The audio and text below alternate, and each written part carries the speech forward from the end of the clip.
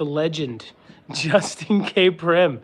Super blessed for him to be here joining us today. We're going to talk about Lapidary. We're going to talk about some wizardry. We're going to talk about his new book and some of his services that he provides off rip, as you can tell by the card. Gem cutter, author, chronicler, and teacher, but also so much more. This gentleman is the real deal. Check out his YouTube channel, Justin K. Prim. Yep. Most of you who watch any kind of rock anything online have probably seen his fantastic videos. I consider them like documentaries, dude. Yeah, some of them. I mean, I'm switching between like, telling some stories, historical, showing some technical, and just basically cutting on camera, letting people watch, just for the sake of showing people like what does it look like to cut a stone. Fantastic. You know, when I first met you, we were chatting a bit, and you told me that you, at that point, for such fantastic facets you were cutting and stuff, you hadn't cut a cab at that point yet in your lapidary life, which was amazing. No, I hadn't cut a cab in X amount of years. Because the first thing I ever cut was a cab. Oh, fantastic. That's where I started. But like at this point now, I just hit my 10-year anniversary of a gem cutter. I don't think I've cut a cab in probably 8 years. Oh man. Because like once I started fasting, it just took over, and I stopped going to Lapidary Club after that because I bought my own machine, and I mean I might have cut one here or there, but like as a regular activity, I think I've lost my hand skills because I haven't done it so long, and I would have to like really play around with cutting a cap again, I think. Awesome. How long have you been cutting in general? 10 years. Dang. In January, so just last month was my anniversary. And you're making waves, man. You're kicking so much butt, and you're making it look good. You inspire thousands and thousands of people, man. Well, my whole goal has become, like my main goal is like we need more cutters. We want to attract more people into cutting, and my background before gem cutting is just like punk rock, like rock and roll. Like, and I think about the cult of rock and roll, like what brings all of these young people into rock and roll? It's just like, it's sexy, it's cool. We want to be that dude, So I'm just thinking like, okay, we don't have that character for gem cutting. We don't have this aspirational dude, the Mick Jagger or the whoever it is that we want to be. So I'm just like, I have to become that dude. Like I have to be like the rock and roll star of gem cutting, just so that young people are like, that's cool, I want to do that. Absolutely. I consider you a rock star. I hope it's working. I think you're fantastic, man. Yeah. So that's why, when I think about something like the Tucson show, it's just like a rock and roll show. Like we need merch, we need stickers, we need t-shirts, we need CDs, but now CDs is books. And, we need our amps, but now it's a gem cutting machine. So same idea, going on tour. Fantastic. So besides cutting stone and selling those fantastic pieces, you also teach. Yep. So I got the opportunity to help open a school in Bangkok, like maybe 3 years before the pandemic started. So we had this school going for about 3 years, and then when the pandemic hit, the school closed. I was in Bangkok, and once the pandemic ended, the school never reopened, and so we decided, my wife and I, we would restart our own, restart the school, but start it as a new school without any of the investors and owners that had it before. So now the new school, which is called Faceting Apprentice, is just me and my wife. There's nobody else. I write all the content. She helps, helps me write it, and because she's like a professionally trained apprentice gem cutter, faceter. So like if I have some question in my mind about how we should do it, she's an amazing resource to just pick her brain and be like, how did you do this in your apprenticeship? Or what's the best way to communicate this idea, or this isn't working, or whatever. So we've rewritten this entire 2-week boot camp course into something new for the post-pandemic world. And now we're doing that as a traveling school. So last year we did it in America and Canada and the UK. This year we're doing it in New York and Lyon, France, because we just moved to France. Fantastic. So, yeah. I loved. Is it Saint Marie? Mm. The Village show? Yeah, the Saint Marie show in France. That was You need to go to that show. That is like a show for you. I got invited to Oh. to go, and I wasn't worried about like so much the flight, but like, is it going to be booked out of hotels and stuff? My friend, they get a big Airbnb, and he's Yeah. like, we always have an extra room, so Oh, perfect. I gotta go, but I gotta get a passport. Oh yeah. Okay, so the San Maria show. Imagine the vibe of Tucson. You know, you got this sort of indoor-outdoor show, but instead of it being in the desert of Arizona, you're in a beautiful, quiet mountain town of France. So as you're walking through the show, just like imagine you're walking through Quino or something, or Pueblo in the outside part, and you got all these little tents and stuff. But then instead of there being like this sort of orange mountain range behind, it's like beautiful French mountain houses from the late 1800s, you know, very nice architecture, and there's mountains in the back as well, and then you have to walk through the center of town. There's like a wine bistro, bakery, little cafe, you know, and then you walk to the show's in two halves, so you have to walk through the downtown to get from the mineral side to the gem and jewelry side. And it's the only show in Europe that's really like, has that kind of thing that Tucson has, a little bit of minerals, specimens, a little bit of cut stones and jewelry. Fantastic. So I think you will love it. Are there a lot of French silversmiths? Is it not just a hobby over there? Well, I mean, professionally, there's a lot of silver and gold because you've got the whole French jewelry industry. You know, that's probably the biggest jewelry industry in the world as far as like end brands. You know, all those big jewelry brands are in Paris. So there's a lot, and then they've got a lot of workshops. Like where we live in Lyon, there's a lot of the workshops, the sort of satellite workshops from the big brands like Cartier and Van Cleef. You know, they're not in Paris because it's too expensive, so they go to the next town over, which is Lyon, or the next biggest town. So besides like facet cutting, do they have a hobbyist like lapidary scene? Not a scene. They have some gem cutters. I would say. Well, we did it. We tabulated recently how many gem cutters are in France. Me and this girl who works in Paris, and we came up with 105. So that says 105 in the entire country, of everyone that we know. I mean, there's probably a little bit more, but everyone that we know, and most of them are professionals. But occasionally, some of them are hobby people, but they're hobby people that sell stones. You know, they have an Instagram. They maybe have a website.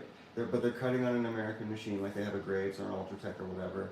And they're cutting in a sort of an American style, you know, very brilliant with hewlett points, faceted girdles, but they're French. But they're French that have taken influence from like the kind of online community that we have here in America. Oh, because you know the worldwide community of faceters is at this point is all the same people. Like anybody who goes online and wants to find faceting, they're finding the American groups or the Australian groups in Faceting Finds, Faceting Technical, the U.S. Facetors Guild forum. There's not that many. You know, there's not really like a French one or a German one, as far as I know. How's your French? It's coming slow, very slow. You'll get it, dude. I can go to the bakery and order stuff in French. That's where I'm at. Very simple. Luckily, most of the gem industry in France can speak English. Not every technical person, not every cutter, but like the bosses, the managers, the people that come and do the shows here. You know, these French guys that are here, they all speak English. So if I want to go in, and they pretty much all of them speak English. Fantastic. So, yeah. So you got some goodies here. Yeah, so I brought a little bit of show and tell. So should we start with the book? Definitely. So this was when everybody else was locked down and freaking out or doing whatever they were doing. This is what I did. I spent 9 months of the beginning of the pandemic cutting a bunch of stones that turned into this sort of science project. And then the science project turned into like, oh, I have all these classical designs. What if we put them together into a book? And so the idea here is you've got, you know, as a faceter, if you want to cut a stone, you can go online and download one of 6,500 designs. But if you want to work with a jeweler who does traditional gemstone setting and using traditional shapes, like for instance, this is the perfect example, the rectangular cushion mixed cut. This is the ultimate classic standard design. If you have any sapphire, any ruby, any tourmaline, any spinel, any garnet, most likely it's going to get cut into this, whether it's an oval or a cushion, but the design is the same. If you go online and try to find this design, you cannot find it. This is the ultimate #1 design of the entire world, and it's not on the internet. So my idea was, well, what if I take all of these designs that I've been collecting for all these years that I was working in the trade in Bangkok, and I put them down on paper so that anybody in the world, whether they be in America or France or Russia or wherever, if they have an index-based faceting system, they can follow this book and they know how to make all of the classic designs. So if they want to work with a jeweler, they want to do a recut or a repair, they have something to start with. And these are basically tested. It's not just like some random dude. Like, these are the ones that the real industries use, because I've learned them from all the cutters in Asia and Europe that I've, been training with and stuff. So that's kind of it. It's 50 designs. It's not crazy, but it's really just the 50 designs that are really used in the trade. Like oval Portuguese cut, oval mixed cut with small facets, buff tops. And then each one, not only does it have the design, it's got a nice photo, it's got some history, it's got some notes for the cutter. It's giving you some renderings down here to give you an idea about how it's going to look a little bit different for a high RI stone like a ruby versus a low refractive index stone like a citrine, just to give you some idea. This is a rendering, so it's not perfect, but just to give you an idea. And then you've got two different versions of this design, a deeper one and a shallow one. So if you're going to cut a sapphire, you can have a bit of a shallower stone, but if you're going to cut a quartz, you need a deeper stone because you need special angles for that. So instead of having to do all this math, I've already done it for you. You don't have to figure out how to stretch the designs or anything. It's already done. About 4 or 5 people were asking in here in the chat, is there a link to buy it? I don't think the moderator is in here to leave the link, but where can they find the So book? if they go to magisgems.com, let's see here, Magus Gems, there's a section on there called books. This is our website, so it's got stones, t-shirts, and books. If you go in here, it's in the books section. There's only, The Secret Teachings of Gem Cutting. It's the only full book that's on there. So yeah, magisgems.com. Fantastic. And you'll find it on there. Are there any of your stones on there? Oh yeah, lots of stones. So my wife is at home right now. I'm in Tucson doing this. She's at home cutting stones, so she's been putting a bunch of stones up lately. So if you guys are looking for some stones, some really unique, bespoke, unusual, but very beautiful designs, she's been uploading a bunch of new stuff this week of all types. Pretty much all faceted. You're not really going to find any cabochon stuff on there, but whether you're looking for sapphires or tourmalines or garnets or anything, sunstones, whatever you are looking for, most likely we've got a few of something. Awesome. And after this live, I will put the links to both of these websites down in the description section below, folks, to make it a little bit easier for you. In the chat, Douglas Coolbow says it's a great book. It's order, print, ship, available, convenient. Is that correct? Yeah, thank you. Yeah, if you order it on our website, it's going to get shipped out next Monday. It's coming from Bangkok, so wherever you are in the world, it's coming from Bangkok via UPS. It usually takes about a week to get there. And yeah, we've sold almost 2,000 copies, and that's like... That is incredible, in Yeah. my opinion. I think that book's going to last 1,000 years. I hope so. And we tried to do like a really nice printing. I don't know if it comes through on the phone, but like the paper, Paper is art, bro. Yeah, it's nice. We wanted it to be like, a real archival document, something beautiful, something that's, looks good on the shelf, but if you pull it off and actually use it, it works. Is it acid-free paper or whatever? I'm not sure. That's a good question. That's a good question. I'm not sure. Can I Next trouble you to year. read that little bit of history that was? Yeah, so, okay, for instance, we can just look at the star cut because that's what I opened this up to. So, the star cut, this is similar to the round brilliant, but, and if we look here, we can kind of get an idea. We've got this extra third tier. So this is creating this star pattern in the culet. The additional tier also makes this cut similar to a Portuguese style and will help to diffuse the color a bit as the light bounces around a little bit more than a typical round brilliant.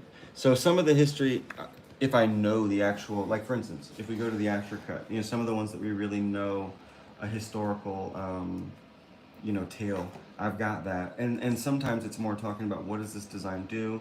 Why was it created? What is it good for? Let's see, Asher cut should be here. So yeah, this one actually talks about where does it come from. Asher cut was created as a diamond cut in 1902 by Joseph Isaac Asher. It's similar to an emerald cut, but modified with a larger step cut facets, higher crown, smaller table. The big facets allow you to see into the stone easily, emphasizing clarity, and the proportions give it an Art Deco feeling. So the deep pavilion increases color saturation, and the high crown potentially creates more sparkles. So each one of them is going to have something like that. You know, some of them have a very specific story, like that one, and some of them are more like, some of them we don't know. You know, for instance, the emerald cut. You know, that cut's not that old, 1850s, but who invented it? We don't know. Or the Portuguese cut. That cut's from the early 1900s, but where did it come from? Why is it called the Portuguese cut? We don't know. So if I can figure out the history, it's in there. Otherwise, I'll draw conclusions or just talk about what does it do? What's the strengths and weaknesses of it? So, and we didn't mention one more thing. So that's most of the book is these 50 designs with all the other information. But when you go into the beginning of the book, I had this idea that I wanted to share, because I know, like I've gone through gemology school and I've worked at a gemology school, and I know for me the what I learned in gemology school really transformed my ability as a gem cutter. Like it really changed the way that I'm able to look at rough and understand color and figure out how to do the design based on what the rough looks like. And I know that many people don't have the opportunity or the money or whatever to go to gemology school. So I thought, let me pull out every really useful bit of gemology school that I learned that was applicable to cutting, and I'm going to put it in here as like a 30-page introductory crash course. So like how to look at rough and understand color. You know, how do we look at different types of stones, whether they be isometric stones that only have one color inside, like a spinel, or a dichroic stone like a ruby and a sapphire. And so I'm showing, for instance, a ruby, if you would look at it from one direction, you got this dark red. If you flip it perfectly 90, you got this orange, and then halfway between it's something mixed. So when you've got dichroic stones like rubies or sapphires or emeralds or tourmalines, there's two stones or two colors that are crossing. And so it's really important that the cutter understands that and they're able to look at the color versus the shape and try to find, you know, because one of these colors is worth more than the other, right? Like that color is not worth as much as that if we're talking about a ruby, because the red is the best ruby color. And then of course, finally, if you take it to the next step, you're looking at trichroic stones, which mostly means tanzanite. We have other trichroic stones, but in the jewelry trade, tanzanite's mostly the one that we see. And so talking about how do we look at a stone that has three colors, how do we plan around that, how do we work with it, and you know, and talking about the real subtleties, you know, what if we change this angle and how do we adjust and try to bring the color in, and you know, moving color around a stone with the faceting pattern is the ultimate goal of what we're trying to achieve. If we fail and we don't get the right color out, for instance, in this tanzanite, if I cut this stone and it ends up being this yellow color instead of a purple or, you know, blue or a purple, well, I've just lost somebody some money, whether that's my stone or my customer's stone. For whatever reason, the blue color is more desirable, it's worth more. If I cut it and it becomes yellow, or it mixes blue and yellow, which is brown, that's not good. So this is just like giving you a crash course. What do you need to know? What is the critical angle? What does it mean that every stone has a different refractive index? And what is the refractive index anyway, right? You know, starting from the basics of the first principles of gemology, you know, every stone bends light in a different way. And we have to understand that. And it sounds really complicated, but I try to just simplify it as much as possible. You can think about this as a gemology for dummies. I tried to keep it as simple as I could and just use the most simple language, because when I went through gemology school, if you start to go into some of these little things, the terminology gets so complicated, and even for me, I'm just getting lost. You know, some of these advanced papers that you can find about how color works, it's crazy. I mean, it's physics, real crazy physics. So I didn't want this to be about math or physics. It's just about, you know, understanding the science so that you can do the art. And that's really what it's all about, is doing the art. And you know, and then we get into the more technical, artistic things. How do we do the hand shape? How do we see? How do we measure? And all that stuff. So yeah, there's a nice technical beginning of the book, and then there's a lot of designs. Fantastic. Yeah. So, everybody rocks just joined. Thank you so much. If you could, please, could you put down magusgems.com, a link down in the chat? Thank you so much for joining. And I'm actually going to give this book to her. So, could I get you to sign it for me? Yeah. No problem. And I'll buy another one later. Okay. So, Should I sign it to a name? to Everybody Rocks. She has a Every- stunning YouTube channel, Okay. and someone just incredibly dear to my heart.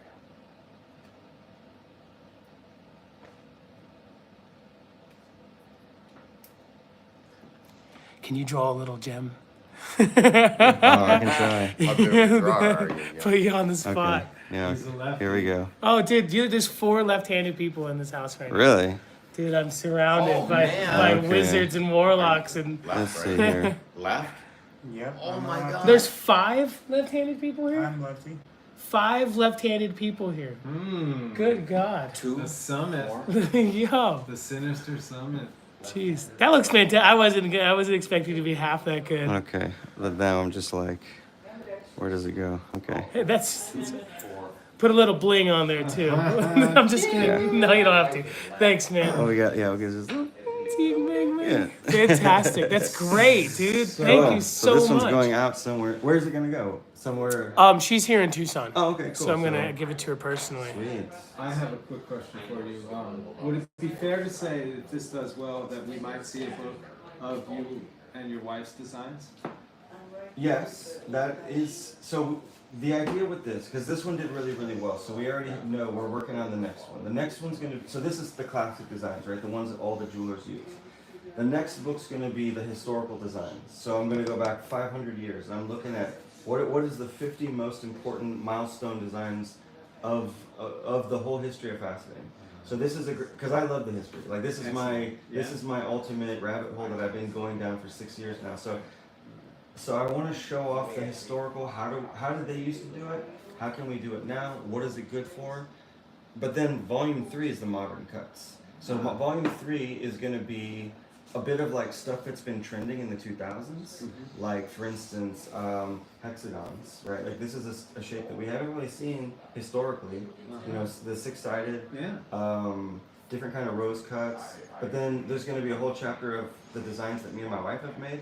And I have this other idea that I want to have a chapter of like celebrity cutters. Like your favorite cutter from Instagram is going to have a design in the book, or at least my favorite cutters. And hopefully they're your favorite cutters too. Yeah, so like maybe 10 designs that are you know, like whatever, celebrity cutters, if you want to think about that, right? You know, some notable cutters that we know and love from the internet, or from the Spectrum Awards, or from the US Fasters Guild Awards, or from wherever. And hopefully they'll give us a kind of a signature design that they're known for. It's like, okay, that one's for the culture, that one's for the community. We're going to share that one. Because you know, a lot of cutters, if they got a special design, they don't really want everyone to know how to do it. Oh, for sure. But I'm hoping I can convince everybody, or at least 10 people, like, will you give me, or maybe give me your last year's Something design. for Something special. posterity. Yeah, you know, because then it's down in history forever. You know, like it's hard to always look at a stone. I mean, for me, I can look at a stone and understand the design, but for a layman to look at a stone and understand what that cutter is doing,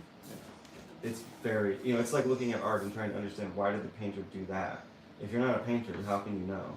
So I'm hoping they'll let me get a design and I can kind of deconstruct it a little bit and talk about what it is, why it works, why it's so special, and you know how it helped make that cutter into the noteworthy cutter that they are today. So Excellent. I'm hoping that sounds pretty cool. You know? That's the next 2 volumes. Yeah. So then that's a trilogy. Then Excellent. then the designs are done. You know, I don't need to do that anymore. So people love to wait till I go live to just blow up my phone and phone calls. So I'm just gonna take 5 seconds and put on Do Not Disturb. Okay. But would you mind? So a lot of people are asking questions. Do you mind if I just write down some questions and I ask you them at the end of the video? Yeah. Thanks, brother. So leave down in the chat if you have any questions for the legend himself, Justin K. Prim.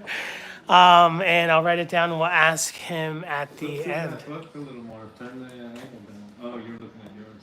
Okay. You could look at mine. All right. Thank you for the book, Justin and Dave. No, thank you for all of your hard work and dedication. Everybody rocks. You're absolutely amazing. All right, and we are back on the scene. Do you want to talk about stone stuff? Yeah. Outside the book? So one of the things that I'm going to do this week while I'm in Tucson, I'm doing some talks, I'm doing some faceting demos. And so I wanted to do a demo that would kind of show what does our daily work look like, what kind of stuff do we actually have to do as professional cutters, but then also show people here in America, like, what are some of the types of skills that we have to have that maybe they haven't seen before, they don't know. So this is like a very simple stone that I picked up today. It's nothing too crazy. So it's here. Let me get. I'm going to pull this over here. I want to put it in front of the Thanks, white. brother. So okay, we're looking at a citrine here, and notice as I hold it like this. Notice it's all yellow, you got some nice reflections here, but then in the middle of the stone, notice how it's white, and you can see my finger going behind it. So this is what we call a window. The window means that when the light's going inside the stone, but it's not reflecting on the inside like a mirror, it's passing through, which is why you can see my finger or you could see the white paper. So if this was cut well, the whole thing would be yellow and sparkling and reflective, but it's not. So I bought this stone. I just found this is like in somebody's $20 junk box or whatever. And I thought, okay, this is a perfect stone for me to do my faceting demo, because what I want to show the audience is how does the recutting happen and what does it look like before and after. So the problem with this stone, what's wrong with it, is that these facets on the bottom, so notice we've got I'll get them to light up. One facet, two facets, three facets, and then the fourth one. Now this third one and this fourth one are not at the right angle. They're too shallow. They're too flat. So the shape of the stone is curving, but it's curving so much that the angle of this facet is too shallow for quartz. Every stone needs its own special angle, and this quartz does not have the right angles. And if we don't have the right angles, it doesn't create this mirroring effect. So on Wednesday, when I recut this, what I'm going to do, I'm going to hook this onto my machine, and I'm going to basically recut these last two angles, and I'm going to make them a little bit steeper so that they're not so flat, not so shallow, and that's going to close the window. Now, but that's going to mess up some of the other facets that are here. So I'll probably have to recut all four of these on both sides. I'm hoping I'm not going to have to redo these because I only have 1 hour to do this. And it takes a little while, so I'm just probably barely going to be able to finish it. But I should be able to recut this stone, close the window, so then when we see it when it's done, it will be perfectly reflective yellow. And here you can see a lot of it's reflected yellow, but all that stuff in the back that's turning dark with my fingers, that's all going to change. And also notice how some of the lines don't really look perfectly parallel. They're going to become perfectly parallel. So that's my project for this week. So this is something that we have to do all the time. This kind of window closing exercise is probably our most common customer request. So people send us their already cut stones and they want us to improve them. And usually what we're improving is we're improving the reflection, which improves the color. And when you improve the color, you make the price go up because, of course, the more beautiful the stone, the more it's worth, as long as we don't lose too much weight. And that's always the compromise. So sometimes, this one's going to be fine because we got lots of extra facets here. But sometimes when we have to make these angles steeper, it's going to go down into the girdle here.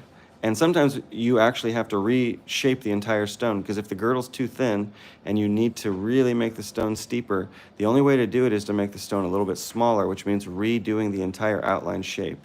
Now, I don't want to do that this week because I don't have enough time, but a lot of times when we recut stones, we have to redo the shape, cut the facets down, and bring the girdle back. And we have to bring the girdle back. There must be a girdle at the end because the girdle is what the jewelers are using. This is the interface between the gem and the jewelry. So the girdle is where the prongs go. It's where the bezel goes. If we don't have a regular girdle that's even all the way around, the stone can't be set. So that's part of my job. So yeah, someone said, when is the next boot camp? So yeah, we are teaching people how to do this. We've got a 2-week faceting boot camp that we do. The next one is going to be, it's actually in a couple of weeks, but it's in New York, but that one's already sold out. So we have 3 more classes happening this year. They're all going to be in France. So for anybody who's watching this in America, you can take a vacation, come to France. Yes, book a flight, get your passport, and come and join us in Lyon. It's a 2-week course, and in that course, you're going to do 4 different stones. So you're gonna learn how to do the round brilliant. You're going to learn how to do a square step cut like this. You're going to learn how to do the oval mix cut, which is as we were saying before, it's the kind of like the one on the cover of the book. It's the most quintessential design. It's the one that we use all the time. It's the most popular cut in the world. So we're going to do that one. And then the final step is the recut. So just like I was saying here, learning how to find the angles that are already there, figure out what angles they should be, and then doing the recut. And so when you finish the class after 2 weeks, you can come in as a total beginner, but whenever you leave, you're going to have 4 stones under your belt. You're going to have made lots of mistakes so that you know how to not make them at home. And it's fun. It's a really fun course. So yeah, if you're thinking about it, find us, facetingapprentice.com. That's the school website. And if you can't make it all the way to France or all the way to New York, we've got online video classes. So if you've got a machine at home, you can follow along with me in the videos, and it's cheaper that way, and you can do it in your own time. So yeah, that was another one of the COVID projects. Or the pandemic, I ended up buying a bunch of video cameras and creating this online school because we were doing Zoom courses. I remember there was quite a few people at one time, right? Yeah, we did one class. This was like a design course, and this was like part of the process of me making the book. We did a class about how to do gemstone design, and I did it for $10. It was like a trial for me to figure out how to do it. 100 people, $10, and the class filled up. I was like, oh wow, okay, Zoom classes work. But Zoom classes of doing actual cutting, So there's that's the hard. link, folks. I'm sorry, I didn't mean. No, yeah, there's the link. So thank you. Fantastic. Awesome. So shall we look at the machine a little bit? Yeah. So I was saying I'm gonna put this into my machine and do the recut. So let's talk a little bit about what that means. So I don't have the whole machine here, but basically what the machine is, if you can imagine a big spinning wheel with a plate that goes up and down. That's pretty much what's missing here. It's nothing complicated. The complicated part is this, the handpiece. So this thing sits on the plate, and this plate goes up and down. And then I've got my spinning wheel here, and the stone's gonna get hooked on to a stick that goes in here. So basically, if you can imagine, my stone is right here, and then, so it's that hole is where the stone's gonna go. So once the stone is in there, I've got all these controls to try and manipulate the stone. So if I want to rotate the stone around, I can turn this thing, and that's just basically gonna, make that stone that's in here just rotate around like that. And then I've got this angle setting here. So if I loosen this up, this thing's been unused. Okay, there we go. If I loosen that thing up, this whole head moves. So remember, the stone's on here, and the grinding disc is here. So if I change the angle, that's going to change what angle the facets get cut at. So that's how I control what angles I'm cutting. So that's my second control. So first one is rotational index. Second one is angle. So I figure out which one I want it to be on. So 30 degrees, tighten it. And then the final control is on the base itself. It's the height, the depth control. So I can control this plate that goes up and down. And so if I have those 3 controls, rotational index, angle, and the height, I can do anything. I can put the facet in any direction I want. I've got 96 different options for where I want to place the facets around the circle. I've got every single angle from the girdle to the table, 90 to 0. So anything I want to do, and if I need to go even in finer rotation, I've got micro controls here and on the machine to go up and down. So with these 3 controls, I can do anything. Once I understand how to do it. And that's what the boot camp is all about. Take 2 weeks and figure out how does that control system work and how do you do it. So, I had props. So that's the grinding disc. So that's what's spinning on my machine. So this is not different than your cabbing machine, right? You've got a 1200, or sometimes you have a 1200 grip. Yours is going to spin this way. Mine's going to spin this way. It's the same thing. It's electroplated aluminum with diamond powder on it. And then once I get past the cutting grits, just like cabbing, I'm going to go to polishing grit. So it's a different kind of lap. There's going to be a loose slurry powder on there. This one just gets water drip on there, and then the polishing has oil and other stuff. So This is fantastic. Yeah, Crystallite is been around for a while. I've used quite a bunch of these. They're pretty high quality. yeah, and these ones are old ones. I mean, these are probably from the 80s. Oh, These yeah. are vintage ones that came with old machines I had. And then some of them, this one is like a, I don't know where this one came from. I mean, with an old machine, but you can see it looks real old. Maybe it's even from the 70s, just from that font. Yeah, first gen. You know that these were like more expensive back then than they are today. The 3M. Just Well, just- diamond. Oh, yeah, Just yeah. in general. It was crazy. True. So like I think some diamond wheels were like $80 in the 70s, where they're like $20 today. It's crazy to This is think new because technology. synthetic diamond was invented in the 1950s, but it took decades for it to become so popular and so regular that it was cheap. Because I know, if you look at any old lapidary books from the 60s and 70s, they don't talk about diamond too much. They're talking about different oxides. They're talking about carborundum and carbide. All these other things that we don't really use that much anymore. And today we really don't need most of that stuff. It's mostly just going to be diamond powder, other than maybe for quartz. So yeah. So if you've got the machine, you've got the book, you've got the stone. Now we have and you've got the knowledge of how to do it. So hopefully you've gone and done the class or whatever. That's all we need to do, and then just practice like anything else.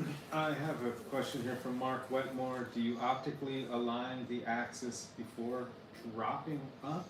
Dopping. Dopping, yeah. It really depends. When we're looking at the rough. So for instance, we've got our rough here. Imagine this is transparent. So we're looking at the rough, and if this is, for instance, if this was a sapphire, let's say we've got one color here, we've got one color here, and of course we have a shape that we have to work around.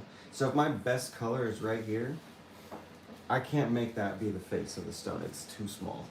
This has to be the face, no matter what the color is. But if I've got something that's more blocky, like for instance this piece is thicker, this one also, yeah, I'm not going to put the face on any of these small sides.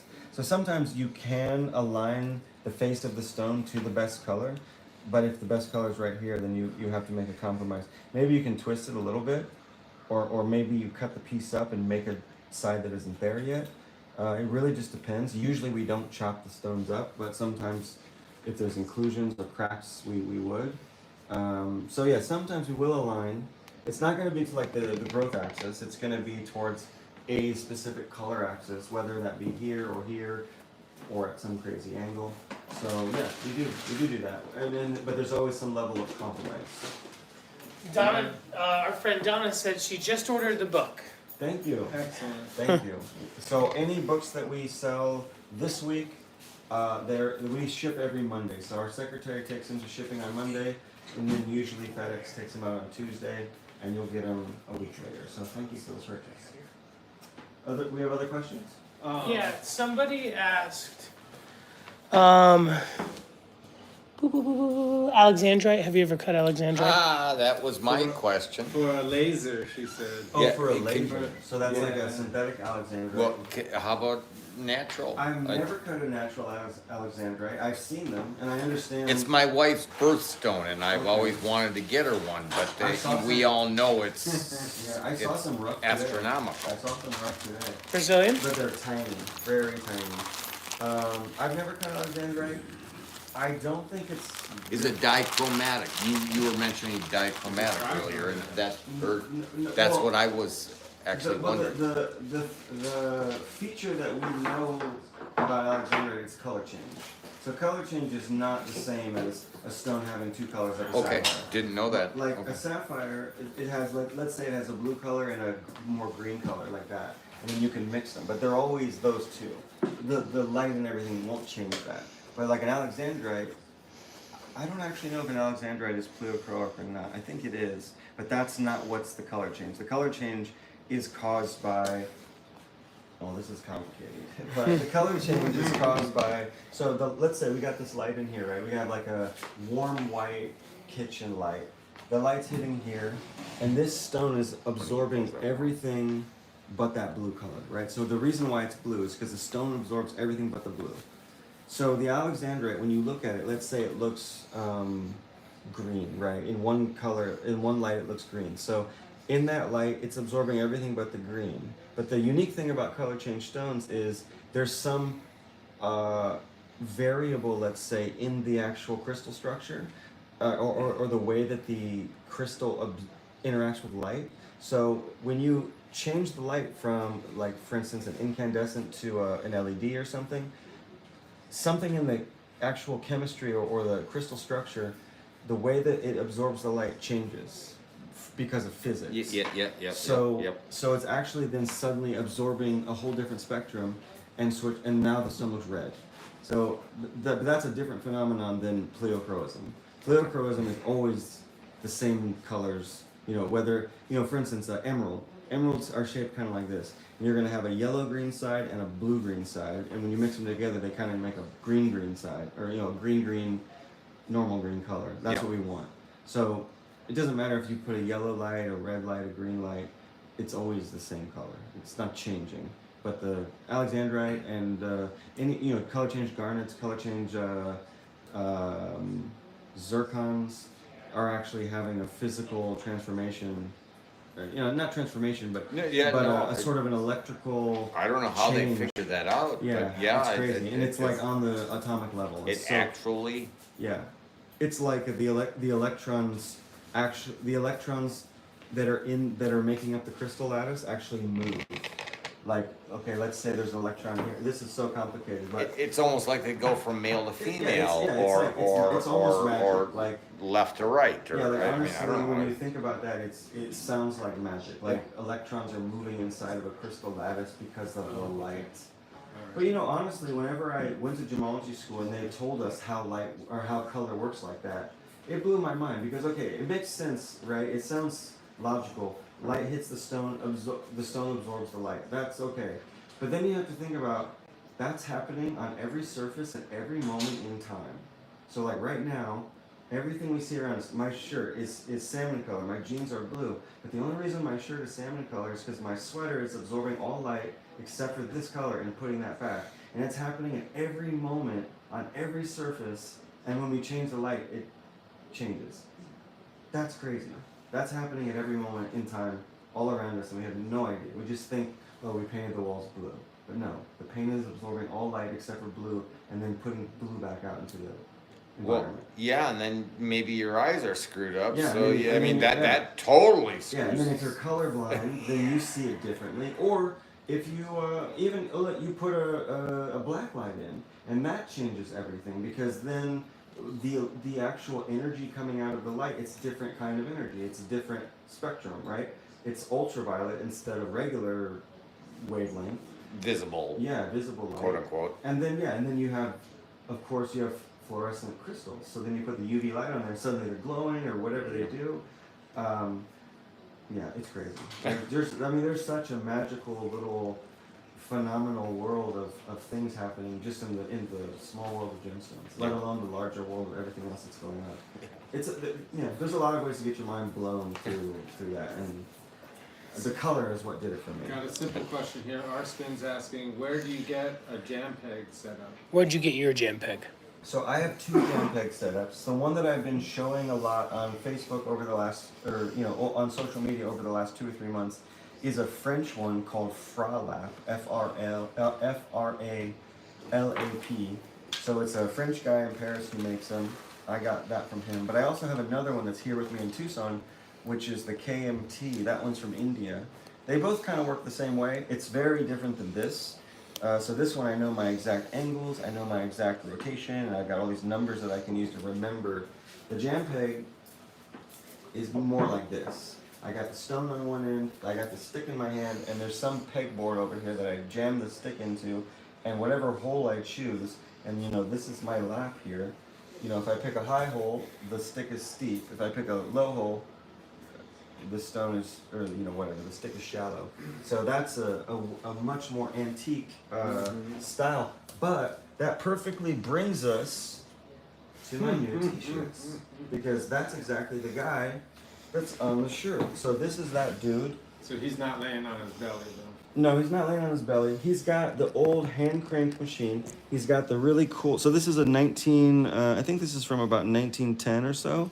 He's got the sweet waistcoat on. He's got the hand crank bench, but he's doing something really funny. What do you think he's doing Something's right in here? his mouth. Something's in his mouth. What do you think he's doing? Smoking weed. Nah, it's more technical than that. He's breathing on the stone to see some vapor on it or something? No. So he's got a special lap on here called a slitting lap. So it's essentially a saw, because they didn't have a saw yet.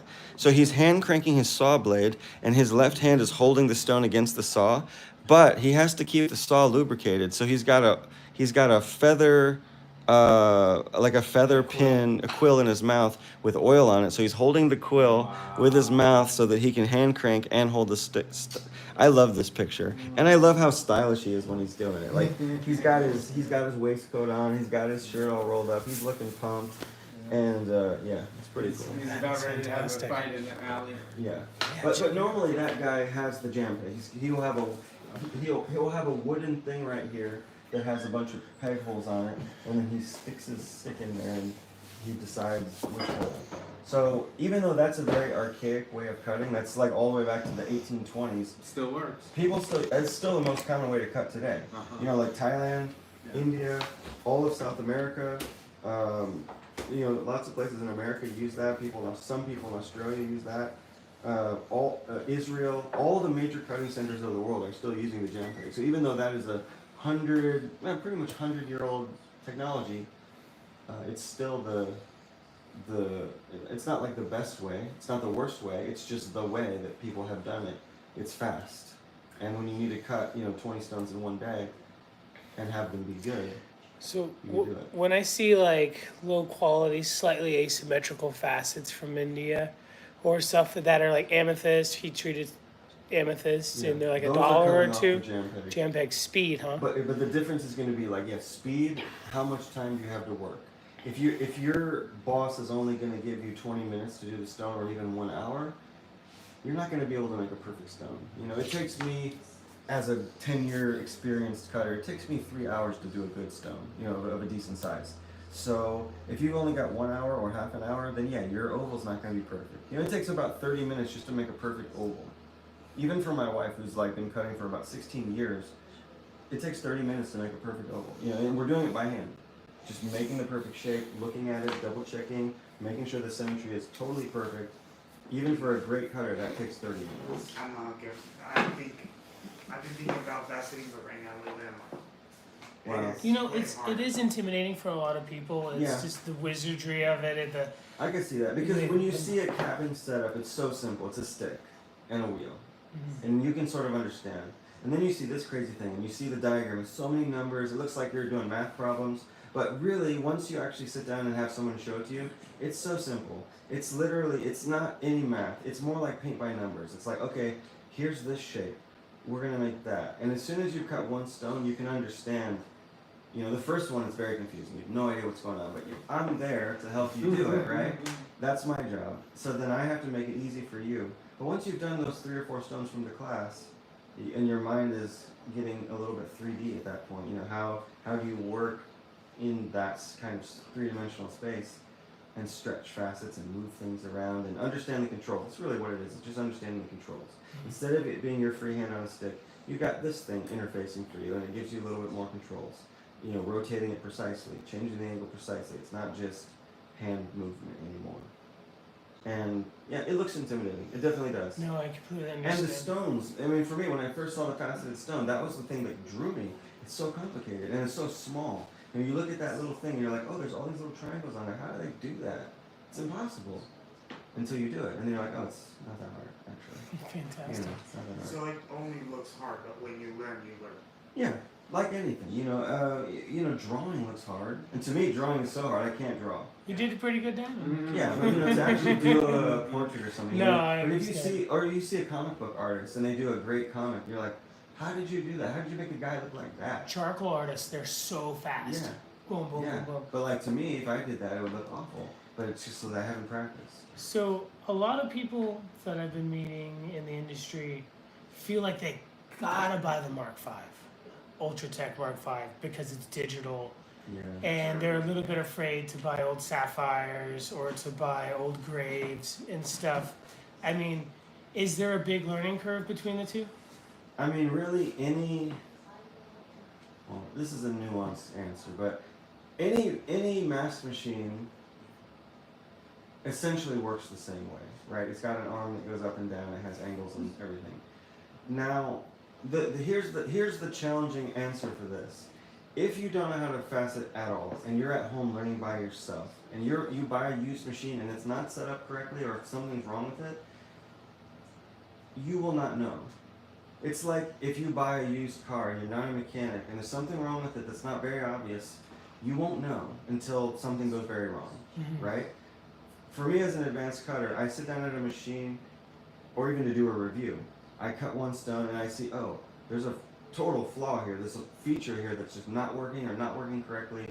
So if you don't know anything about fastening or fastening machines, there's always that danger that, yeah, you're going to get the old used machine, but it's more complicated than a cabin machine. You know, it's not just spinning around anymore.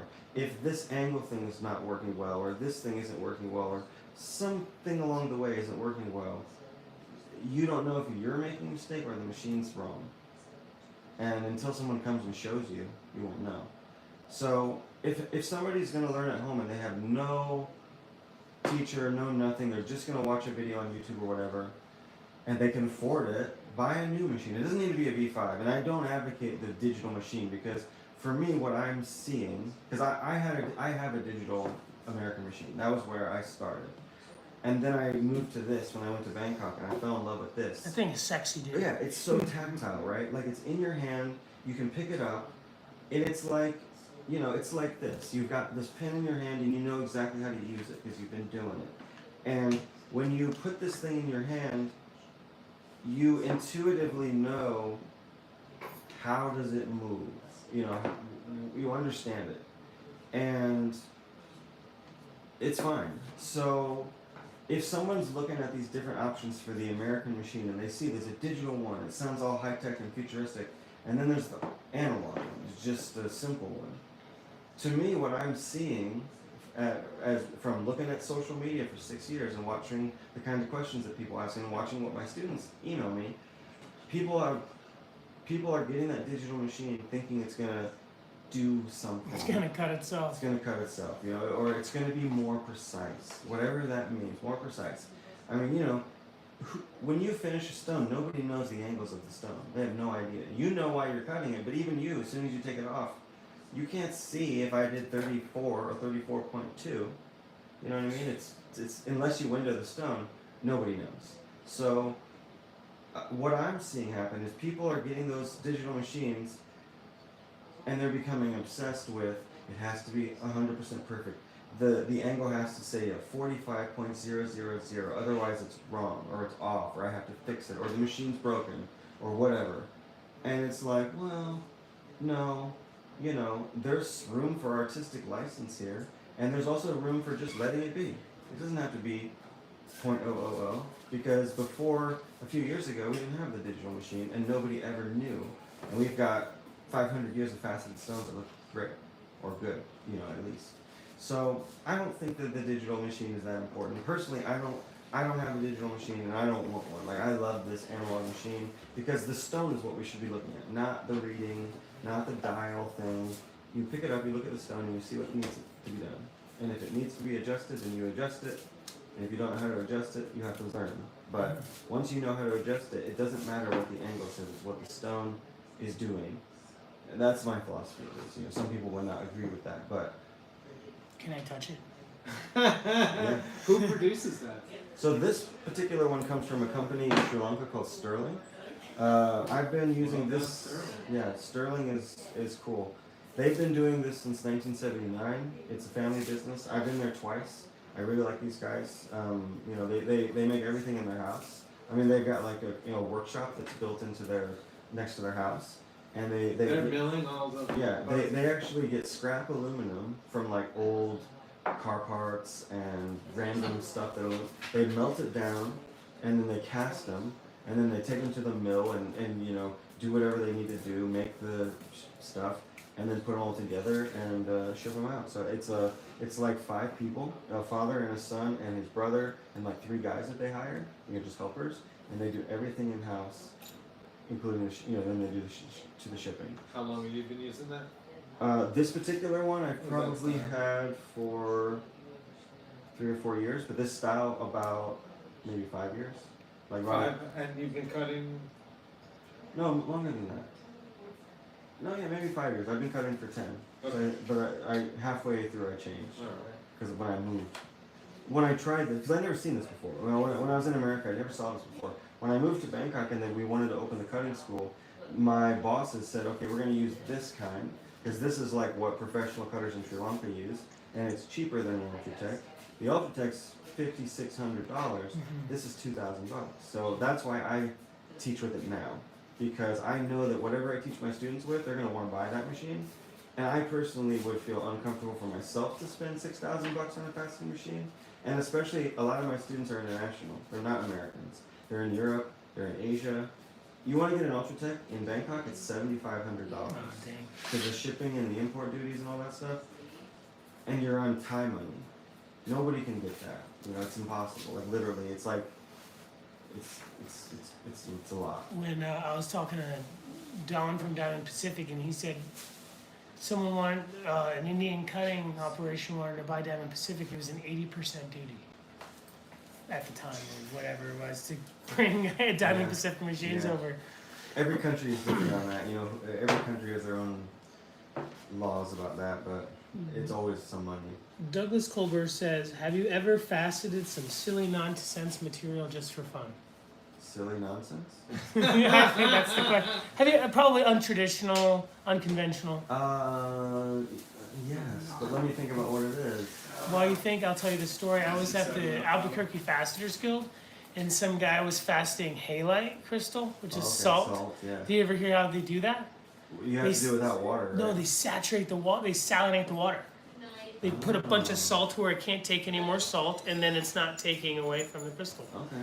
which is a trip. They pour the salty water Yeah, on it. yeah, that's what you're putting on there. It's kind of crazy. A very much acquired Yeah. taste for that for your Yeah. jewelry, but I haven't cut that many weird things like that. I've cut like marbles.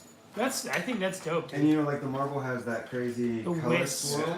You can put that into the culet in a certain way to get the thing to reflect. In Quartzsite, they had a display of their faceting, well, of the gem club's faceting class, and the wisp went down to the pavilion, and it looked really, really, really cool, and everybody was obsessed with it. I have one thing that I do want to cut. I'm not sure if I can say it on here. Don't though. do it. You Okay. can tell me, and no one else has to know. Not even these goons over here. No, I mean, I'm happy to tell you guys. I don't know if it's family friendly. Oh, go for it. Go for it. So a couple of years ago, I was here in Tucson, and this like hippie kid was working for us, and he shows up in the morning, and he's like, "Check this out," and I'm like, "What is that?" He's like, "This is an acid crystal," No way. and I was like, Oh, "What?" yeah. He's like, "Yeah, this is like what it is like before they make it into liquid," and I was just like, "I didn't know." And then I was like, "I want to facet that." Oh man, that's Like, incredible. Like, imagine that. Did it have girth enough to get? It was thick. Oh yeah, it was like a golf ball. What? Oh, Yeah, man. it was huge. It was huge. What kind of special equipment would you need to do that?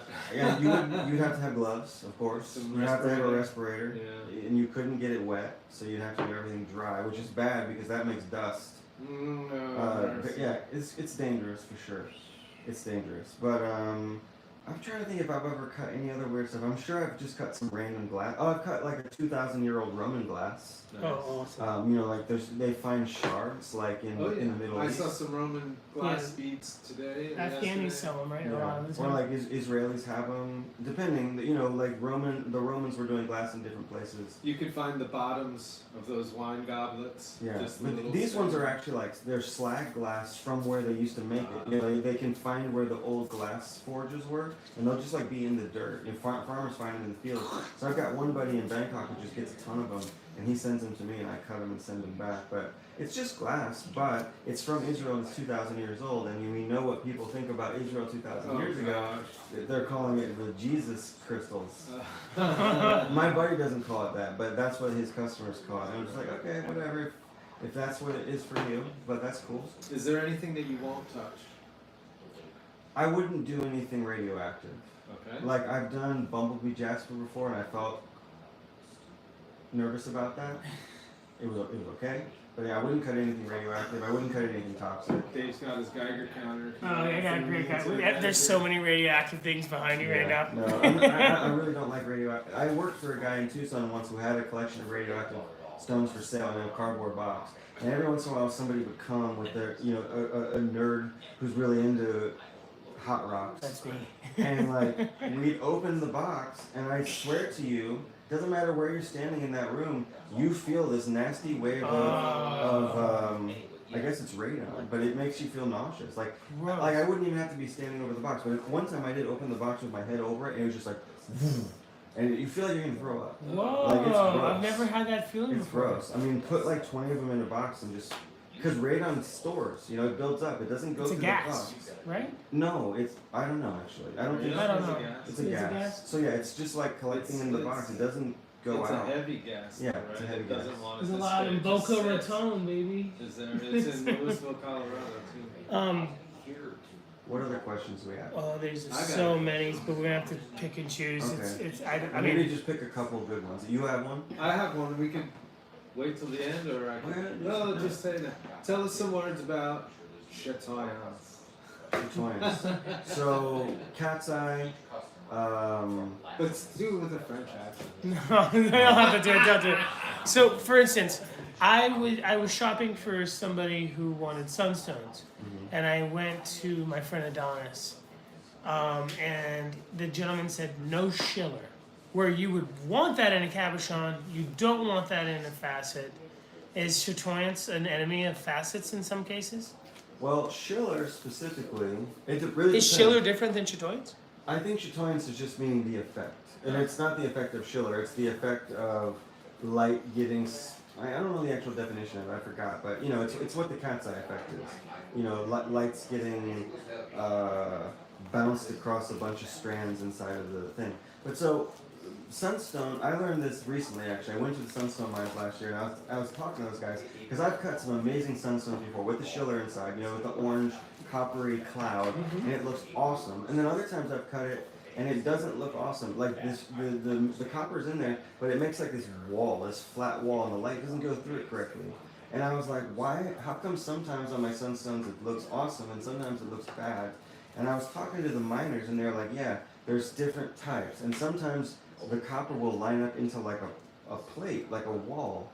And when you have that, you can't use that for faceting. That's for cabs, because the light can't penetrate it correctly. It's like a metal piece of foil in there. What you want is the micro, and it's still, I think it's still Schiller.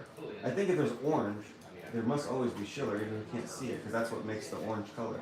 Otherwise it's yellow or green. But so what you want is that translucent cloud, an orange cloud that you can see through, but it doesn't have any reflective platelets because they're microscopic. If you get that, you put that in a culet, the whole stone will just turn into like an orange sunset. It's awesome. But you have to know that when you look at the rough, and if you see that there's like a flash, that's not facet grade. And I just learned that last year. I didn't know that. So I bought a lot of wrong sunstones in the past. Oh man. I mean, they're wrong for faceting. No, I'll give right. it to you, and you can count them I'll up. take them. Yeah. That's right, we'll take them.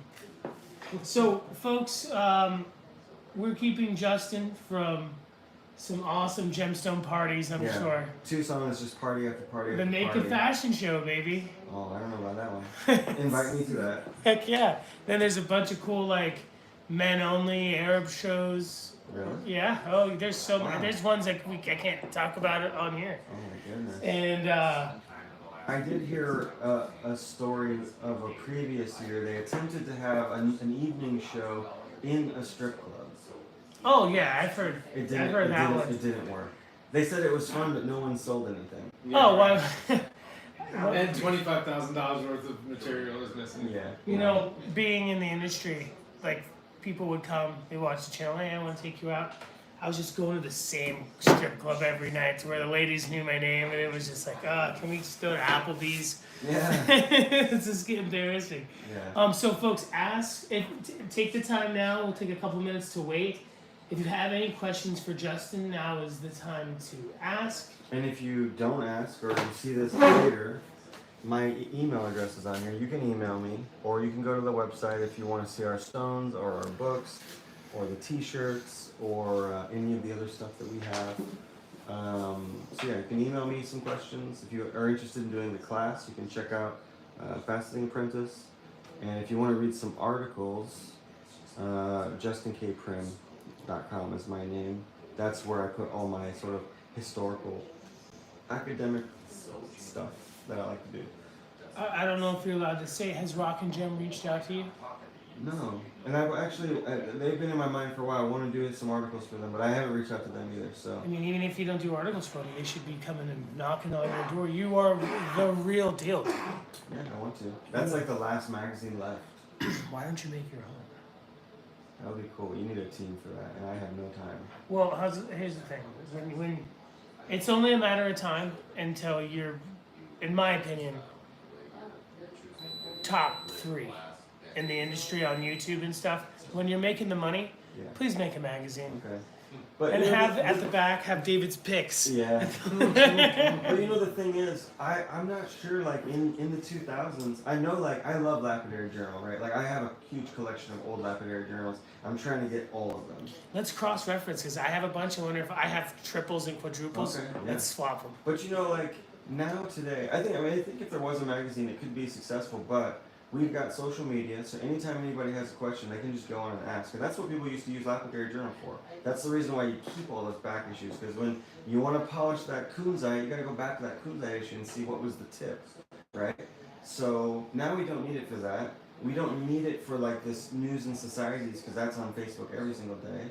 And the social connection that you might feel from reading the magazine also is either coming through the show or social media or some message board. And if you want to learn a new tip and trick, it's on my YouTube. Yeah, but if somebody put your book on social media, it wouldn't be the same grab. No, that's true. But like, part of it, from what I can understand from looking at the history of Lapidary Journal, part of the reason why people were reading it and subscribing to it is because it was like a continuous way of keeping you contacted with the community, even if you didn't live by a Lapidary club. But today, you know, we can go on U.S. Fasteners Guild Facebook group, and there's 8,000 people on there that we can instantly have a conversation with, or the faceting Discord. You know, there's so many ways that we can. And I'm not saying I love Lapidary Journal. I would love to make a new magazine, but I don't know. Is it the best way now? Do people even read? That's the big question. You Do know, people read? A zine. Yeah, right. I mean, I don't know. That's a good question. Yeah, I would love to do like a punk rock Lapidary zine. Perfect. Oh yeah, for sure. For It's the like- crusty kids and yeah. the train hoppers. Photocopy it in the Kinkos. Yo, Just that would be fantastic. And I know you would that'd be sell out, interesting. dude. Yeah, that would You be would sell interesting. How to rub it against the sidewalk and turn it and Yeah. rub it again. Yeah, like the Krusty Punk's Guide to Gem Cutting. Yo, for sure. And then just have like the anarchist cookbook of faceting, like Pretty good idea. like tile saws broken down in half. I used to have a native friend who used to just use the sidewalk, That's Randy Roughface, and he was Lakota, and he got in trouble by the cops. And then they're like, well, this one spot is already busted up. You can use that. And he said it was like 36 grand. Just using the sidewalk. Yeah, for his soapstone sculptures, and they just let him have this in Taos. They just let him have this little slice. That's pretty cool. At some point, it's like turning blue. You know, it sounds like a good idea, but you have 1 billion of these, Justin. You are just so in it, dude. I do have some ideas. Can we end this with one story of an idea that I want to do for next year? Absolutely. Okay, so here's my dream right now. This is what I want to do for next year.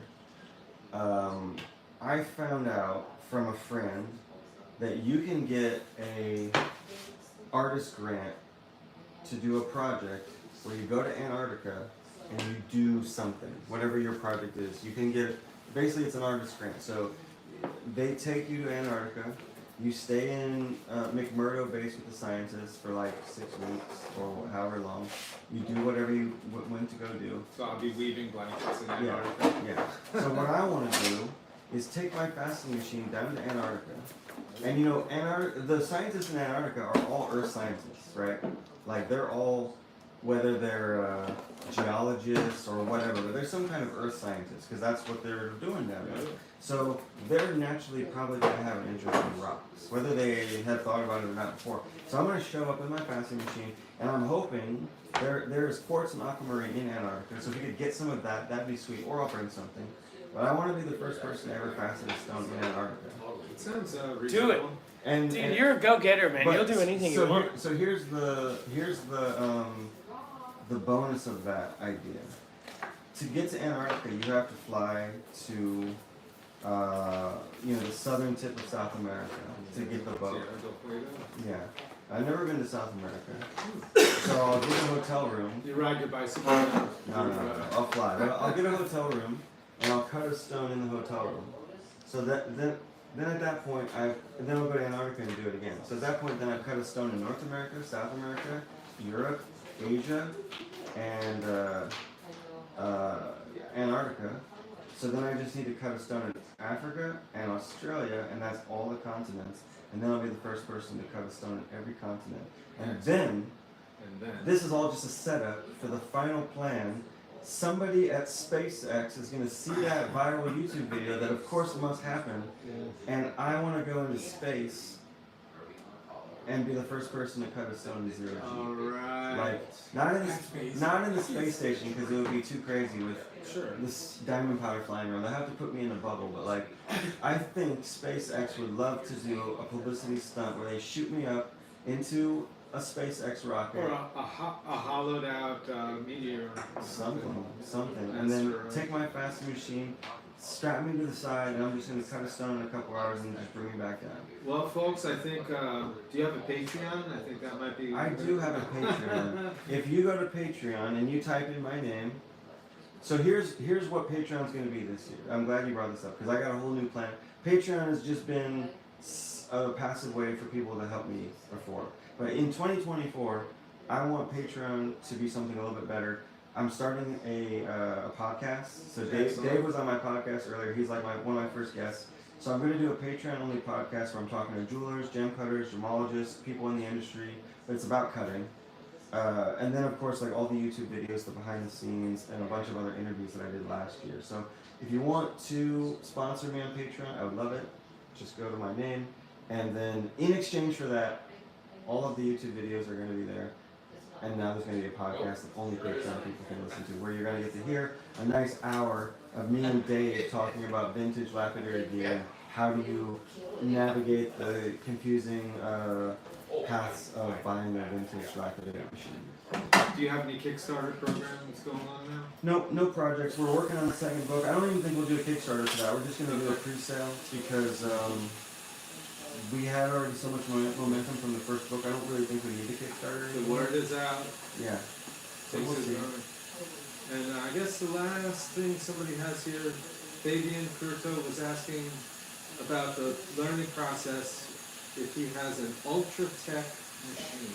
Yeah. Same learning process? Pretty much. If people can come and do our class, or even do the online class, if you have an Ultratech. In the class, we're using the handpiece machine, and on the online, we're using the handpiece machine. But the techniques are the same. Angle, index, depth control. Some of the little tips and tricks I'll show you are more applicable to this, but if you're in my class in real life, I can verbally translate that. You know, I've had lots of students come in who have masked machines, and they still take the class, because the theory is all the same. The actual steps of the cutting are the same. Preforming, cutting, polishing, it's all the same. It's just the subtle differences of, you know, it's like, are you driving a manual or a stick shift? Are you driving a motorcycle or riding in a car? Either way, you're getting home, you know. So it is a little bit different, but the general idea is the same. And you can still learn from what I'm doing and do that. I have stones that are just tucked away that, you know, rough and whatnot. And I was always against cutting. I just thought stones, for myself, you know, but these days, as I'm now over 50 years old, I'm saying, well, maybe it's time to start going through all those things and start seeing what Yeah. I I should. mean, I think there are some specimens that are so beautiful and so perfect. Yeah, they shouldn't be cut. But if it's broken, if it's messed up, if it's not If great, it's just plain old rough, yeah, if it doesn't look like This is- anything, yeah. I mean, I just Yeah. love when I pick out the shapes that I like, and I'm like, don't ever. You get know this. what? So Sprite collects extremely high-end Lemurian crystals, and we're always like so disappointed when like just one little face of its is repolished. mhm. If you took that one face that's repolished and you just faceted that one face into something spectacular, just that one face, it would make it from, oh, this is repolished to, damn, that is something super unique. And I think that's something really That'd be cool. cool. That'd be hard though to put a fastening pattern inside of one, because one Oh, face yeah. is really one facet. Right? Yeah, for sure. But you never know. You could do like split it into 4 or something. I don't know. Justin, Or I just got my. I had resisted getting polished stones, and one vendor had polished Lemurians that were very clear. And Dave's like, "Why are you getting those? Those are just like those towers and whatever." And I said, "No. This is what I want to use as a reference for when I start doing this with my stones." mm, And I'll say, "Okay, I know that this was, Perfect. AAA quality, and why do mine look like this?" yeah. before we wrap up, Justin, you're going to be doing some demonstrations at the AGAT. Yeah, I'm gonna do a few things this week. The AGA conference, I'm there first. That's Wednesday. Thursday, I'm at AGTA. AGT. So I'm gonna do a cutting demo. That's where I'm gonna re-polish this and close the window. And then right after that, I'm gonna give it an hour-long talk. It's like the story of American gem cutting and how it happened in the 1890s into the 1940s. That's AGTA. That's Thursday. Then Friday and Saturday, I'm at the Lapidary Symposium at the Old Pueblo Lapidary Club. And one of those days I'm giving a talk about how people in Asia and Europe cut versus how the Americans cut, technically, like a very technical gem cutters talk. And then I'll just be hanging out at the Lapidary Club, selling stuff. I got a bunch of old laps and old vintage lapidary books that I've pulled out, and my books as well. So I'll just be hanging out at the club for the weekend, up until the party on Saturday. All of these are open to the public? Yeah, the AGTA stuff is free. You don't have to register. It's not inside the show. It's just in the lobby area where they have some talk room. So you don't have to register. You just walk in. And the Lapidary Club is more than merry. They want people to come. So the people that can't go there in person, you think you're going to film it and put it online? I think the recutting one, I am gonna just set my phone up and I don't know how it'll look, but I'll I don't do something. think people won't mind. Yeah, the talks I don't usually record because either they're already online or I don't want them to be online because I want to be able to keep presenting Right. them. No. Totally. But I think the recutting one, yeah, it'll go up in some form or another. Fantastic. So dude. yeah, I can't thank you enough. There's so many more questions. We'll But have to do it again. yeah, I do it again, We'll have to do it again sometime. and I can't thank you enough for everything. I can't thank you enough for the book, and I can't thank you enough for being here, dude. Well, thank you. It's been a pleasure. You're And as real I told dope, them, if they find me on Patreon, they're gonna hear our conversation. It's not up anytime soon, but whenever the podcast goes up, you're gonna be on there too. Awesome. That was So- chaotic. I loved it. I dude. But I don't think anyone will perceive it. I was being myself though. Yeah, I mean, I and don't nobody care. can see the baby and the dogs and everything. Oh, I'm man. hoping, I didn't listen to it yet, but I'm hoping that they just hear us talk. I think it's fine. That those mics you got are pretty phenomenal. Yeah, it should sound pretty Were they good. expensive? $400. It's worth it. Yeah, Those fuzzy mics. yeah. Yeah. They're wireless and they're really good. So I think you'll use those for. Well, no, because you're not going to film that. Okay. Card time. So we'll wrap it up with contact info. Yep. So yeah, this is on the website. You can learn how to cut on the Fastening Apprentice website. And oh yeah, there's our guy again from the shirt. Homeboy. Does anybody know who that is? I don't know. No, I know what book it's from, but I don't know if it's meant to be a specific person. Oh, this is so cool. Heck yeah. Justin K. Prim. Hope you guys had fun. Oh, dude, I had a blast, man. I hope everybody on the phone learned a lot. Everybody online learned a lot. Oh yeah. Yep. And yeah, if you had some pressing question that you didn't get to answer, email me. I looked it up. About 630 people watched, Wow. which is fantastic. Just the live. That's so just cool. the beginning. Um, It's going for 1,000 years or more. until YouTube falls out the sky, or we all get abducted by reptilian alien overlords, Oh, they'll want to know how to harvest do our stuff. organs. Yeah. So my apocalypse project, I've been restoring an old hand crank one, like what the guy on there is using. Oh, And excellent. so if the electrical grid goes down or the society collapses, Perfect. I can still cut stones I with no think electricity. That should be. I like. Have you seen that guy on YouTube who dresses up like a wizard, facets with a handpiece on glass? No. He's a heavyset guy. I'll find that. Wow. This is like 8-9 years ago, and he just uses like slurry grit on a plane of glass. That's funny. And I'd like to see he'll that. just sit there, and it's like it's not about the time; it's about the quality. He gets supposedly got what he wanted for whatever, and I think you guys are like cut from the same cloth, man. I want to meet another wizard gem cutter. For sure. All of them. Justin, you're the real deal, dude. I love you, Yeah. man. Dude, you're the coolest. I'll see You inspire me so much. Thank you. Will you ever consider doing more online lessons? Yes, I'm gonna bring back some of the. Yeah, we have one online class. I'm not gonna do any more online faceting classes, like live, because it didn't work very well. Like it was just very hard because I can't see the students' done. But some of Right. the lecture-based ones, the theory-based ones, I am thinking about doing those for 2024 because they were really successful during the pandemic, and I have some time. I like doing them, so I'll do the following. I think the historical ones might have an audience of their own. Yeah, yeah. Fantastic, dude. You're the real deal, man. I love you, bro. Catch you later. Heck See yeah. all you guys later Make, too. make some stickers, man. I have stickers. Yo, let me get a They're- sticker. You have to come to the Lapidary Club. Though. Yeah, I will. It's Friday, Saturday, Sunday. Friday, Saturday. Yeah, Friday and Saturday. yeah. Can't use it. Awesome. Thank you so much. Okay, and yeah, as we said at the beginning, you can find me if you type in my name on any social media, YouTube, Instagram, Facebook, whatever. I'm there. But YouTube and Instagram are the interesting ones. The real Justin K. Prim, the man, the legend, the sorcerer, the wizard, the warlock. Traveling both space and time. Dude, thanks for being here, man. Thank you. Yo, I'm so lucky to know you, dude. You're the real deal. Anyway, folks, that's Justin K. Prim. I don't even, it's hard. I don't want to talk to him forever, but we are having more guests in the next coming week.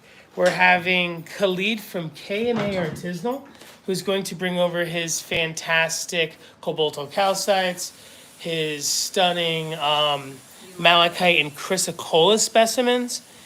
Like this gigantic piece here is like $30, 100% natural from the Congo.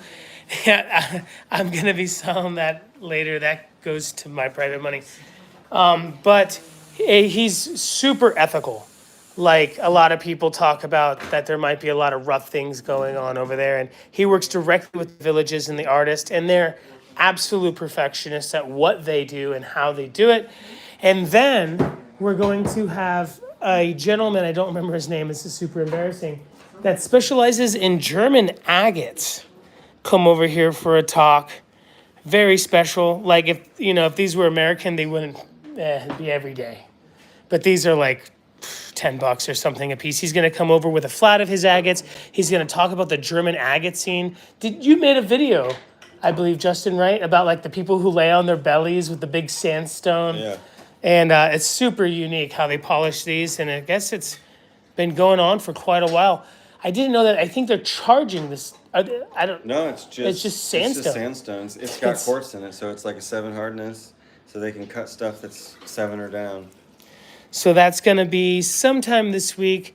And then we're going to have a gentleman that specializes in specimens from Pakistan, me and Sprite's good friend Salman, who will be selling his awesome Kirman and Nishai Bor turquoise. This particular material will be for sale here in a few moments. I'm actually going to cut a piece while we give Steve, Linny, Armando Jr., and Sprite some time to get ready for sales. This material is extremely affordable. I picked out the best at $1. I'm going to do $1 a gram, but Salmon's is going to be a little bit more affordable, and he's going to talk about his inspirations for his specimen collecting and dealing, but his real passion is turquoise, which I never really hear a lot of Pakistani dealers really just, they're usually quartz, kunzite, morganite, hydrothermal crystals, but Salmon's a phosphate goon like me. All of that is going to be sometime this week, and I'm going to show you some folks stuff that I bought today. All in the meantime, while Sprite is getting ready for the deals today, it's crazy stuff. All of this material is from the 40s, 50s, and 60s. Are these from Dawn?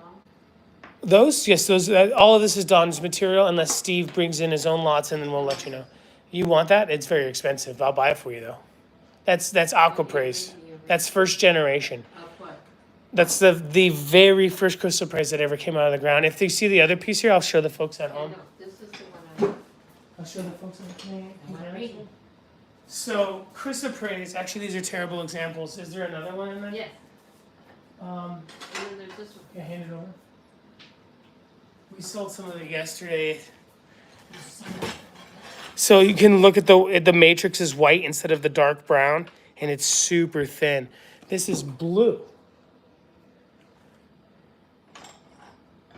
Instead of light green, because it does turn to like an apple green and a translucent and stuff. And if anybody, I don't even know if I want to sell any of this. I think, Lynn says no. Lynn says no, but I will cut you a slice, ER, anything you want. So while I get ready, I'm going to walk Justin out and tell him how much I really love him off camera. If you want to pick out something and do a couple half-offs in the meantime, at your choice and Armando's choice. Armando can tell you about the rocks. Maybe not the Katie stuff. That's top notch. Don't do that half off. All right. How about these two right here? You work the camera, my man, and Lynn will work the books. And I'm gonna go make out with Justin K. Prim on the way out. Liz. I beg your pardon, ma'am? Working with this one. Yes. Okay. All right, first up,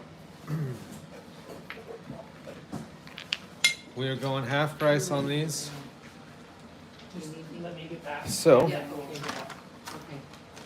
thanks, Justin. Oh. Was it a good size? I loved it. Okay. I put it on to show it. I flipped the camera for a while and was showing it off, and then I just don't want to get it dirty, so I put on a bunch So of. that was All right. yours.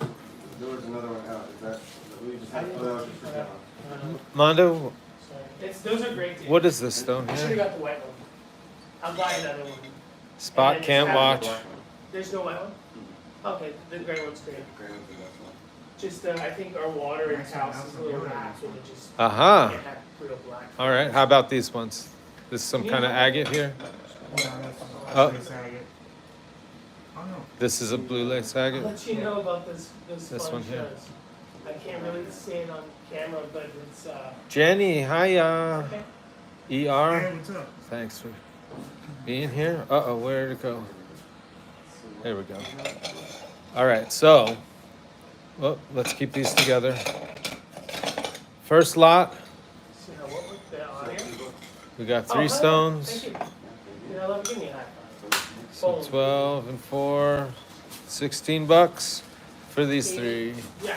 Tell me shoes okay. His shoes on time? Dude, he's a punk. Dude, I you ain't know. worried about it. Nobody's taking it? All right, we'll move on to the next. Had them on all day. Here, I'll, Are you doing half off? I did half off, they didn't want it. No, we're not gonna do anything else besides that. That's killer material. So this is the Southern California fern, When you do it once, you like, the red fern. because I mean, I do capping and all that. But Tell them a little about it. I used to This is Sagenetic plume and some great. I mean, this is obviously Katie's. Resort Dog says it's sold. All right. Who bought it? It's, I figured it would. It's just ER, Jenny, can you help keep me on track? Chunky Chrysocolla.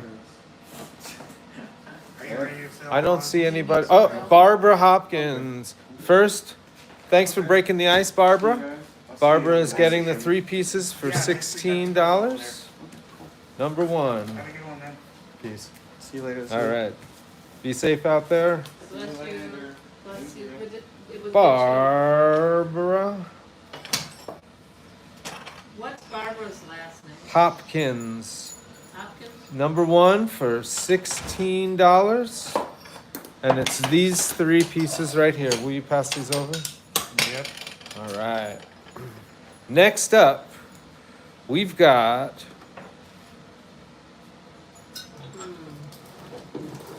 so I think we're going back to full price. That was just the icebreaker. 18 and 8. And let's put in this 5. 18, 8, and 5. What is that? 13 and 18. I don't know. I want to say 35, but my math is rusty.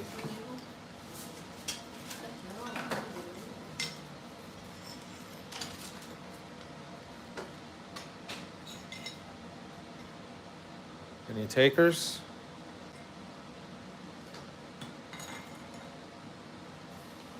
This one's insane. Is it 31? Somebody help me out. 31, thanks, Phil. So $31, get you 3 stones. And all right, Gail R., thank you very much for playing along. We will get Is this. number 2? Number 2 goes to Gail R. Number 2. Gail with the letter R. R, and it's how much? $31. $31. All right, let's get this. Here, I got it. All right, thank you. And for anybody who's not familiar, this is how we play the game. You're gonna text Davey with the lot number and the amount. You might include the date too, so that okay, thanks, Jenny. You are on the ball. Or on the level. Jenny's on the level. I've sold about 1,500. Give it to Phil. Phil. Oh. Uh-oh. What happened? Did I already make a mistake? What is that? Oh, lot 2 did not go to Gail? All right, I'm going to let you chatters. Jenny's going to make the final decision. Because I can't go back and start looking through. It's very difficult for that. Oh, geez, she says. All right. Well, Gail says give it to Phil. Okay. We've got a correction to make. Number 2 is going to Phil Hay. Gail gives it up. Gail's going to get another one. Is that correct, Armando? Bill Hay? Phil Hay. Thank you, Gail, for... That boy ate his Wheaties. Yeah, I didn't see.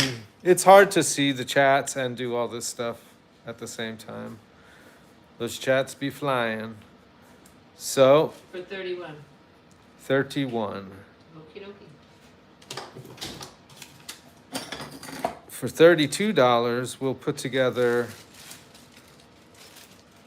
Someone there needs to watch the dang chat, Sprite. Well, Mondo's just stepped up and he's going to watch the chat.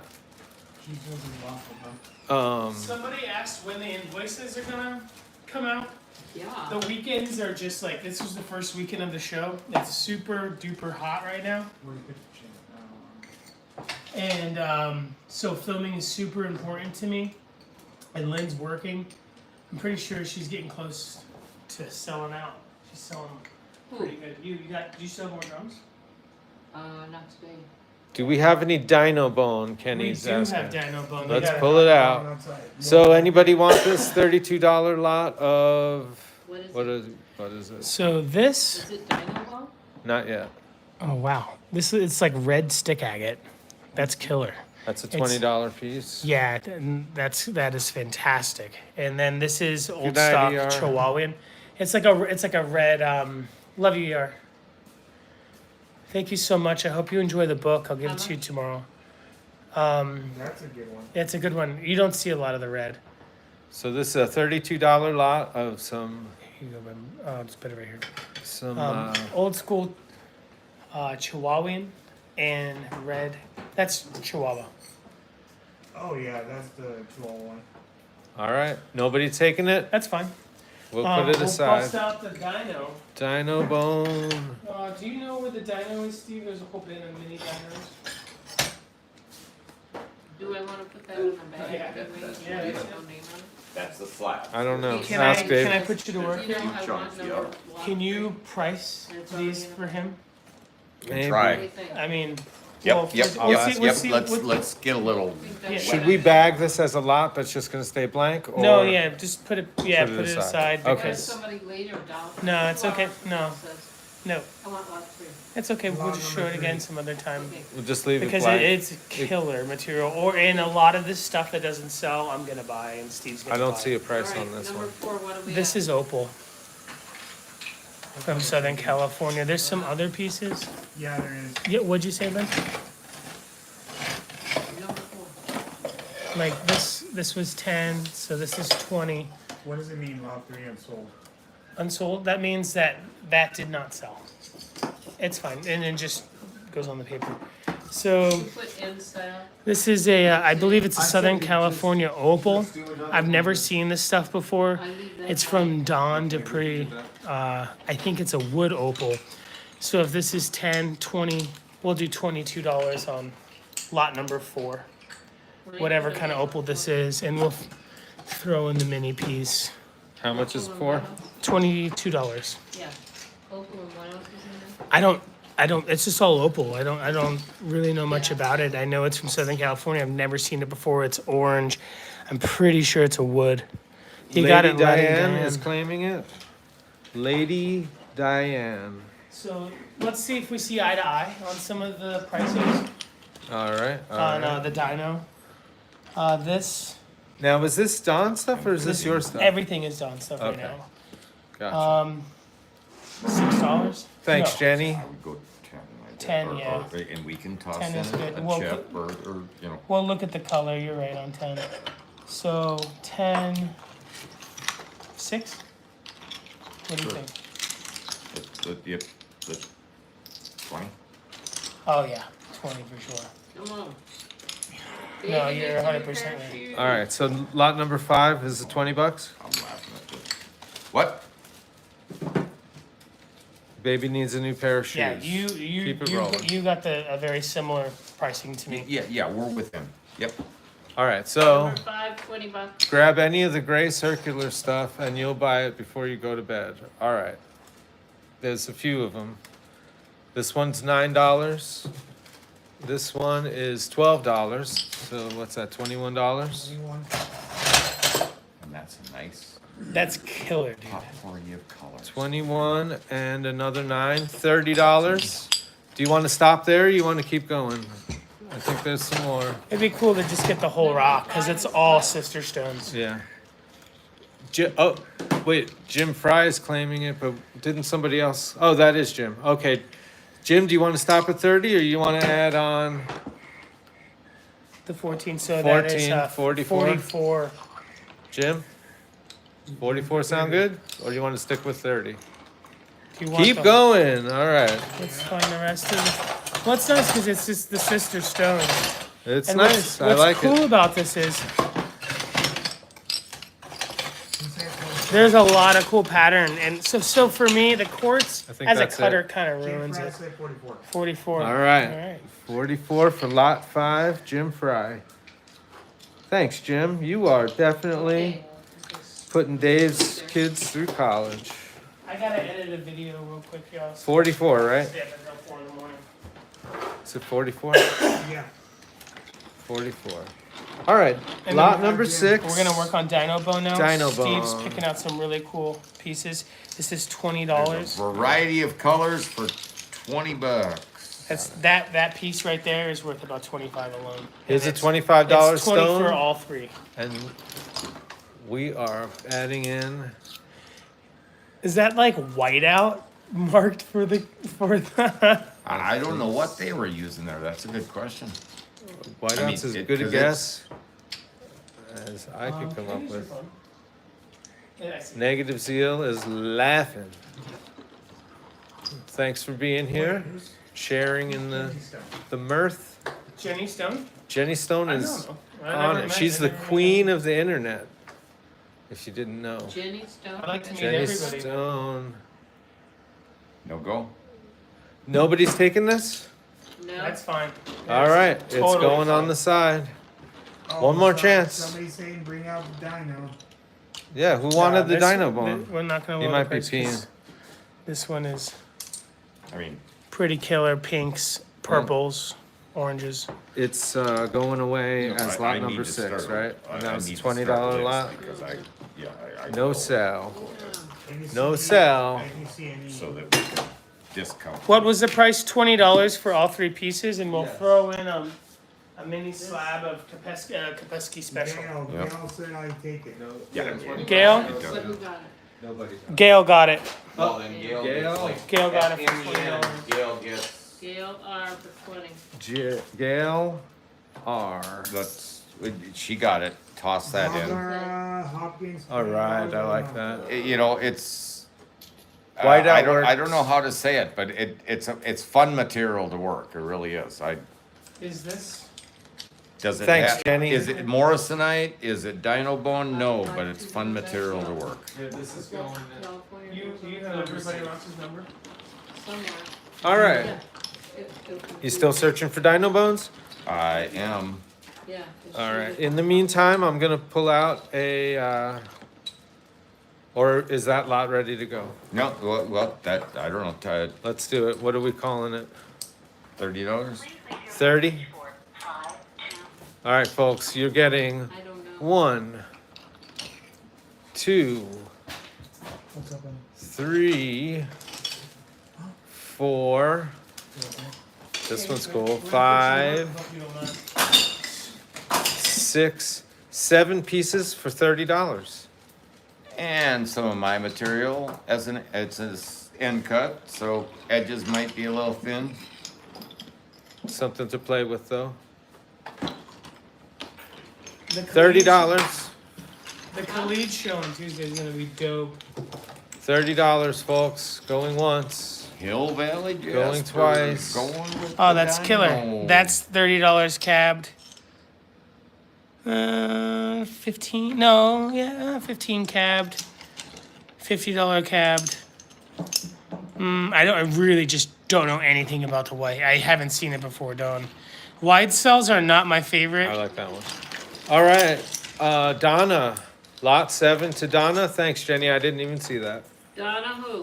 Donna Roman. ROHMAN. Thank you, Jenny, for For helping out.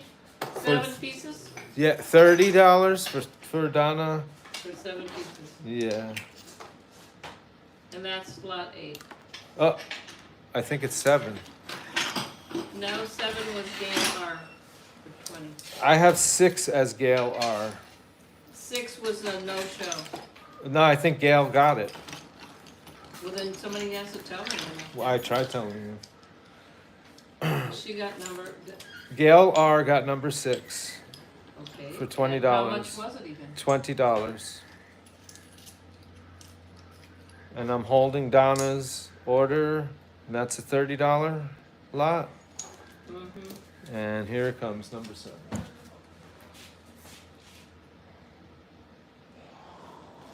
Here's this. Donna R. ROH.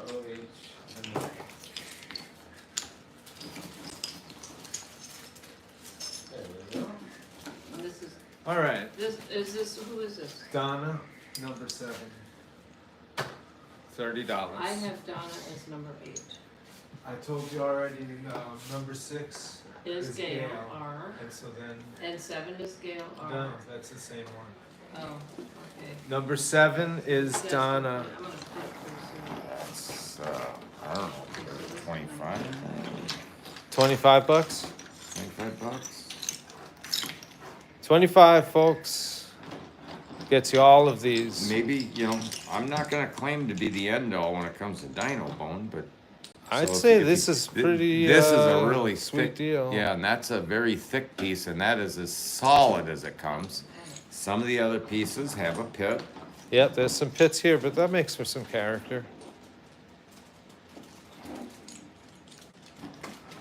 Anybody jumping on this? This is a thick piece.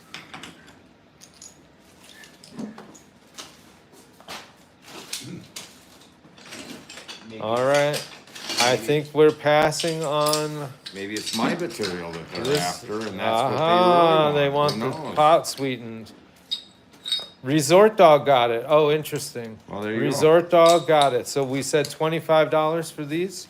And are you throwing in your Yep. piece? Look at that, Resort Dog. You Those two. get 2 extra pieces. Congratulations. Number 8 goes to Resort Dog for $25.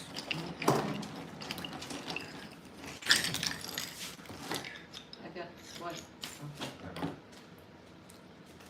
How many pieces are there? Oh, just the Are orange people bag. still desiring Dino? Because we don't have a ton, but We got some. we got some. Trying to pick a variety of colors. Armando is off somewhere. I don't see him presently. Mr. Armando Jr. has left the building. He's probably smoking. He smoked. You love the mixed lots. Okay.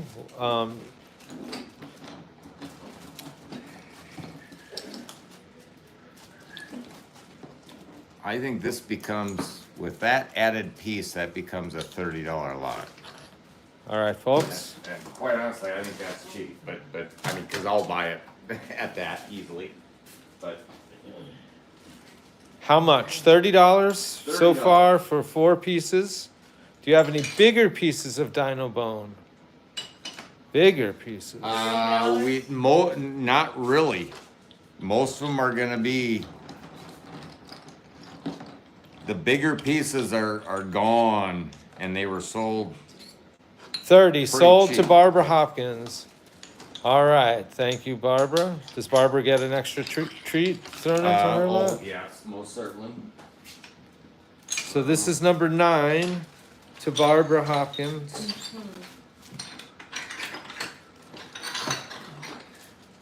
How about a piece of waterline agate? All right, $30.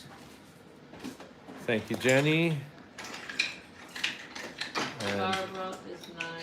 yes, Barbara Hopkins gets these. $30.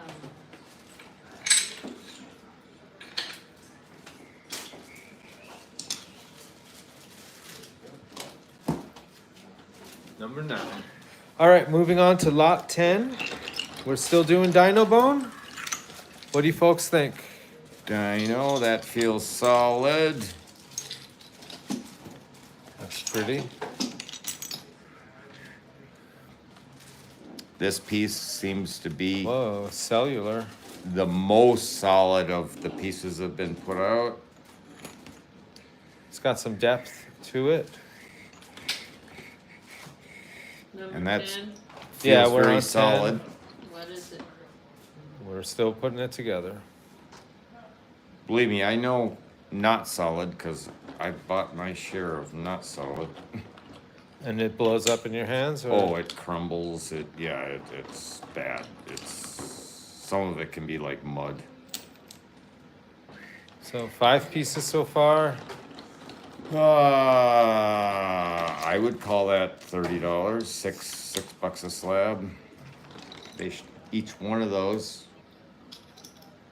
should create a $25 slab or a tab. Colton Schultz. All right, did I miss anybody else? No, I think Colton's getting this. Lot 10 to Colton, Something to give him, and then a little extra thrown a in. little extra. $30, lot 10 to Jasper Colton. Rhyolite, All right, congratulations, Yellow Colton. lines. Thanks for joining. mud, hardened by earth. Here's the bag.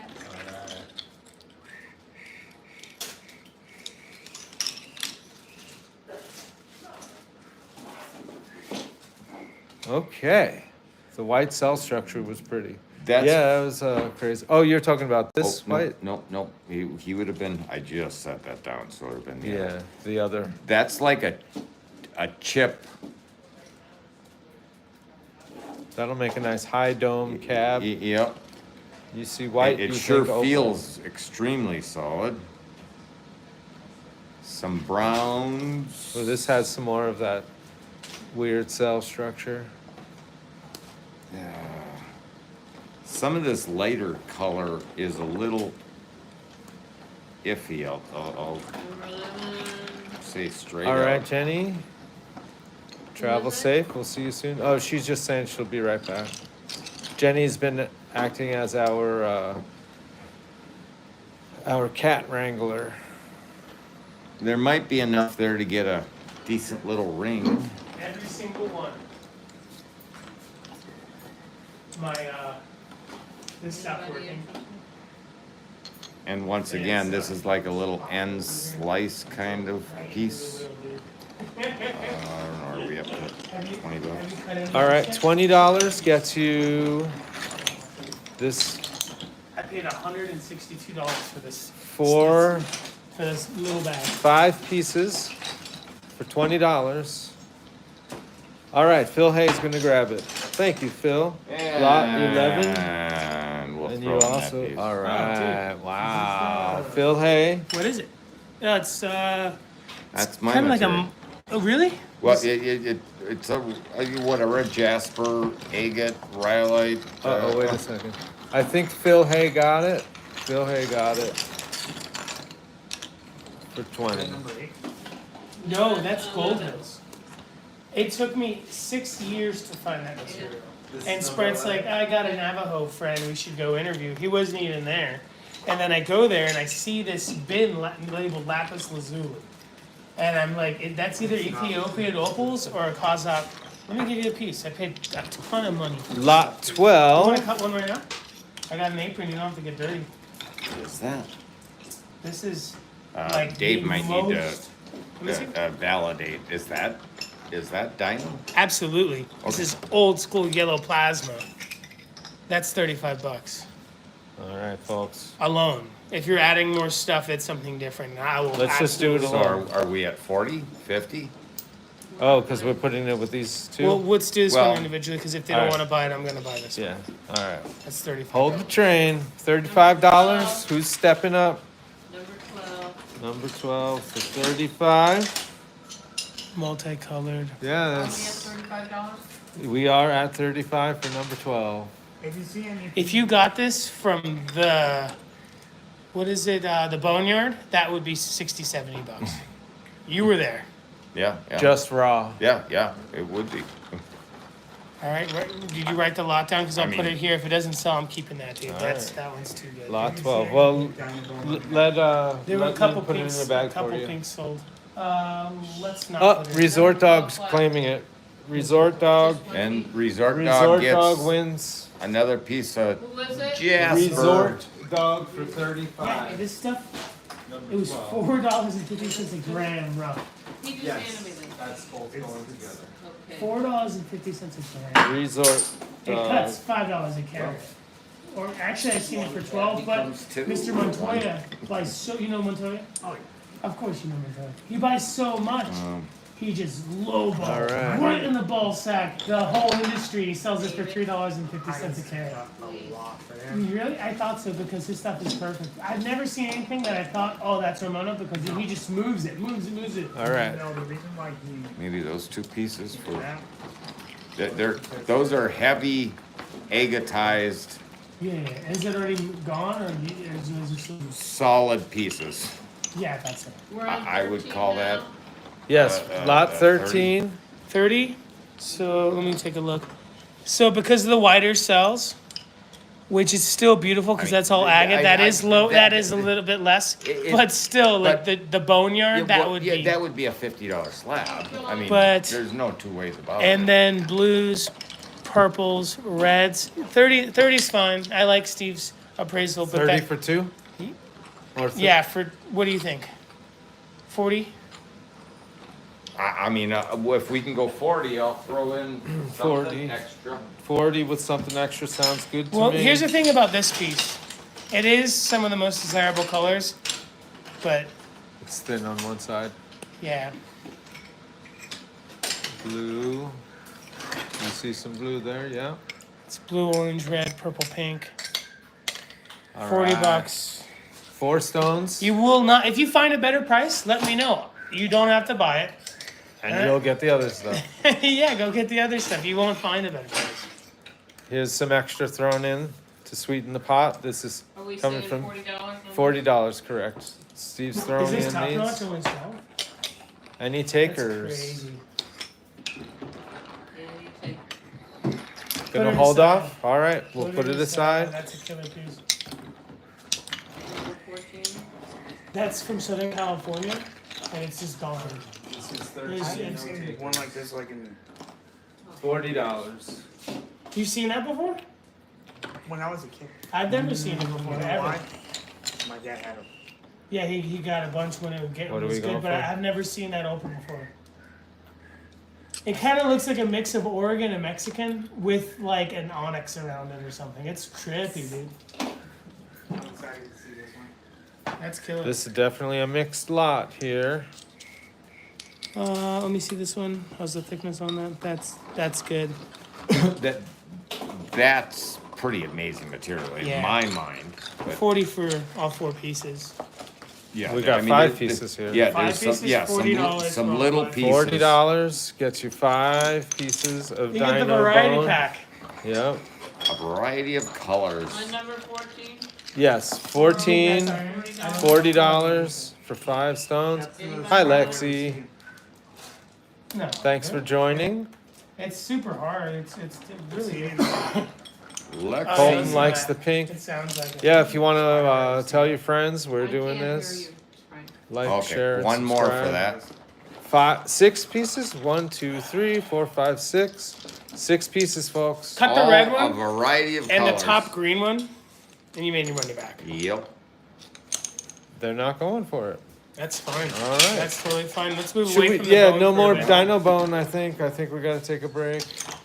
Just That- put that it back in works. the bone bin.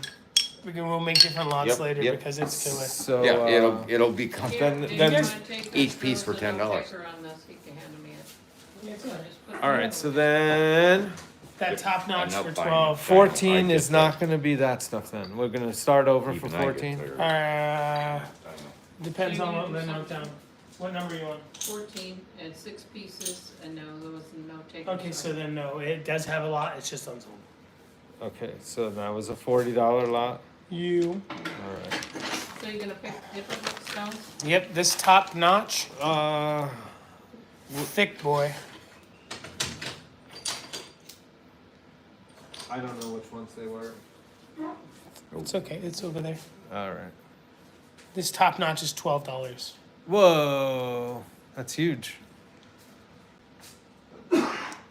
Would a person keep that? Phil Hayes going for it. All right, number 15. No, that's number 14. We're gonna reuse that number. Are we reaching the number? I thought we were gonna have an empty lot.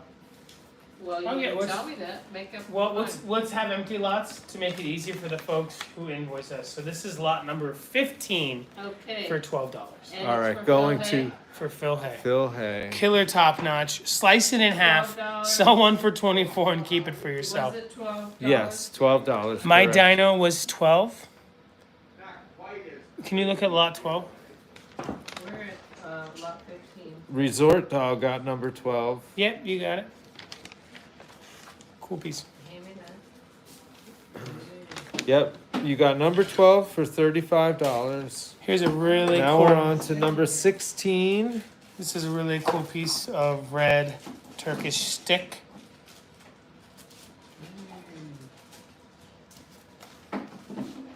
says 25. That's 25. MSRP. Uh-oh. We'll do it for 25. I was thinking 40. 25 But that's big. for a huge Here's my hand. piece. Lot 16 for $25. No, Stick. 12. What do you, That was Phil Hay. No, that's 15, Mama. And it was for Phil Hay. We're for talking about $12. 16 now. Hmm? We're talking about 16 now. Okay, you just said 15. Well, it doesn't matter. We're talking about 16. Phil Hay was 15 for $12. And now we're on 16, 16. for 25 Turkish stick. I think. And it has to be. Folks are gonna let it go, huh? That's fine. That's killer. All right. So Number 16's a no-go. Yep. Number 16. That's 12. number 17, I guess I'll pick out some stuff. Are you tired? Do you want to swap off? I'll do that, You and do the Dave can bucks, show. and I can take over. And I was thinking I would just cut one of these gold hills for like 15, 20 minutes, and then we can come back if, because it's been a long weekend. Here's And a $20 lot. So we're in number 16? 17 now. No, Uh, what was 16? 16 was Unsold. unsold. Okay, and what was the price on It was 25. it? 25? So 12 and 8, $20 lot. Oh, Barbara Hopkins is going for it, and you get this thrown in. And she's Oh, cool. going for 16? Should we- Sorry, David, you missed it. Barbara Hopkins, Is Barbara doing number 16? Yes, ma'am. number 17. 17. 16 was unsold. Okay. Barbara. Lexi, you thought the show was over? It was How just much starting. of, Yeah, it was just starting. So what we're doing is Barbara is 20. we're having different features where they come in and we interview them, and they have about an hour to show their stuff. The John Cook thing last night went a little bit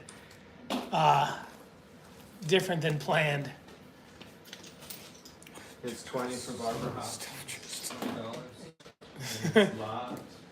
I like it. I love Oh, that. I think it's 17. beautiful, but it just doesn't hold together. Where? Let me see it. I mean, that would only be. Sam can make that. $16 for this piece. I miss Put it Sam. together Where's where? with We all miss Sam. Sam is the real deal. Is Sam out there? Is he Sam. on the show? Sam, Driving. call us. I heard from him. He missed Enter the chat, Sam. Huh? Hi. Tell it like it is. Armando Jr. was supposed to bring over some fantastic pendants. Relax. Okay, we're on number 18. tomorrow. Number 18, I've got 16 and 6, That's 20, 22. 22. And, we're And we throwing got in- some flame egg, or not flame, but moss, or, Is it? I mean, I look at those as flame, but I think technically No, they're it's considered a moss. nice moss Mr. Steve, with you said you got latex. that's to Chihuahuan, and then that's Southern California Somebody fern. else is gonna bond? have to. Fresh out. Oh, I mean, there should be hundreds right there. All right, let's just take a 22. little moment here. Are these Anybody fresh? going for this one? No, they're unfortunately they're on the smaller side. So it's 22, not 20. I don't know if No, anybody. he Oh, that's missed. the older one. Barbara won the other one. I see it. David, do you want to go for this? Should we let it go for 20 bucks? Yeah, we'll let it go for 20 bucks. David, do you want this for 20? They're almost the same size. Okay, number 18 is what? That's $1 off of Steve and $1 off of Don. If anybody wants it. David Fetzko, are you in the house? $22 on number 18. No, just put it aside. It's fine. 20 bucks for 18 is unsold. And so- Unsold. Okay, number 19. So let's do a couple more. Then I'll cut a piece of this fabulous Gold Hills. So we do. I do have some of this fantastic Persian turquoise for sale. I'm gonna do a cut of it, and I also have some of this. I think it's like Autumn Creek turquoise. That is for sale. We're gonna do a live cutting. We'll do maybe 2 more lots, and then I will cut a piece of this stuff. I have a $30 lot, a $10 and $20 piece 2 together. red Turkish sticks. Number 19, Yes, $30 lot. correct. Any takers? Throwing in. Some crazy lace from Mexico. Hello, Bradley. Would you like some stones? We have a lot here, $30 for 3 stones.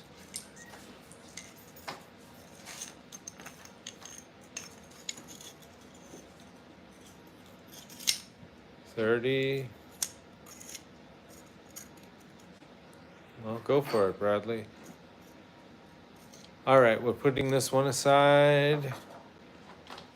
Okay, number 20. Number 20.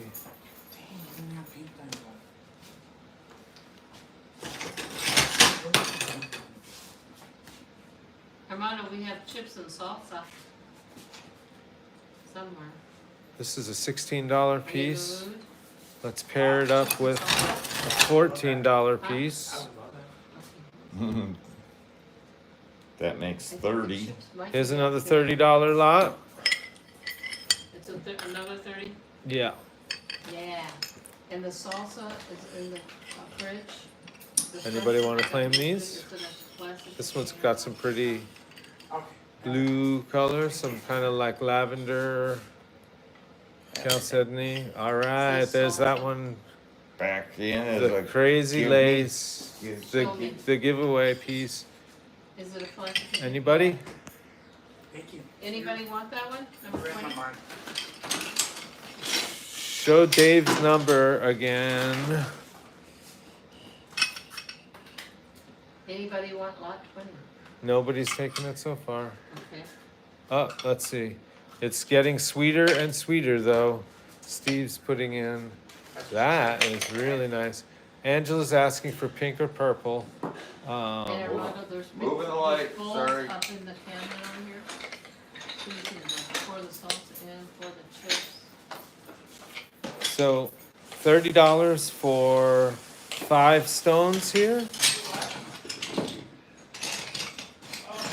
Pinks, purples, we're struggling. Nobody's Quite honest.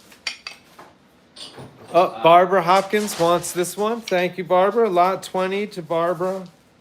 No, that was 21, What do you think? Okay, Start throwing in some of right? these Was it as a 20 or sweetener. 21? 20 didn't get sold. Do you want me to put chips right here in the salsa? We have half that much more set aside. Barbara was for 20. Yeah, but they have to be the right lot because no, yeah, bring them up here. Bring them up here. Barbara won a $30 lot, whatever number you want to call it, If they have Lynn. any set genetics. Okay. go that's through You, number you look at who it. to make sure Yeah, they're not yeah. because And I have it. that's the so- difference between Nobody you know won 20, 19, 60 and 20, $100. Yeah, I have 18. No, Those are 18, 19, done. 20 are all empty. So I would we're say going to 21 for Barbara. Right. Okay. Very good. And it's for $30. $30. $30. All right, and here it Put is. it in there. I'm struggling to find pinks and purples, so whoever was asking about that. Gail missed the number. Gail, here we go. 772-284-4459. 772-284-4459. And moving on. Oh, lack of manners.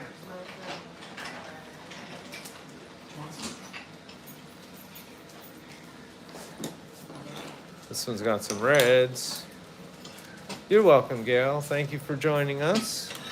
And here we have a $10 piece with some depth to it. You can see in there pretty good. So that one's 10. This one is unmarked. What do the experts say? Maybe we'll put this aside So 10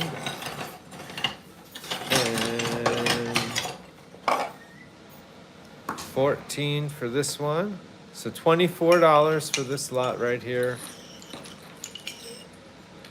How do you think, folks? And Steve's those gonna three. sweeten them up. So Some jasper 5 stones for $24. and some copper ore host rock, basically, that shows a bit of the Very cool. color. This one glows. $24, folks. All right, Angela A. stepping up. Thank you, Angela A. Lot 22 to Angela A. for $24.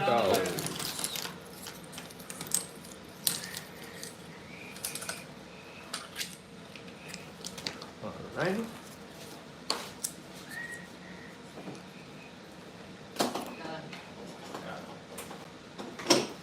Moving on. Here's a $15 piece.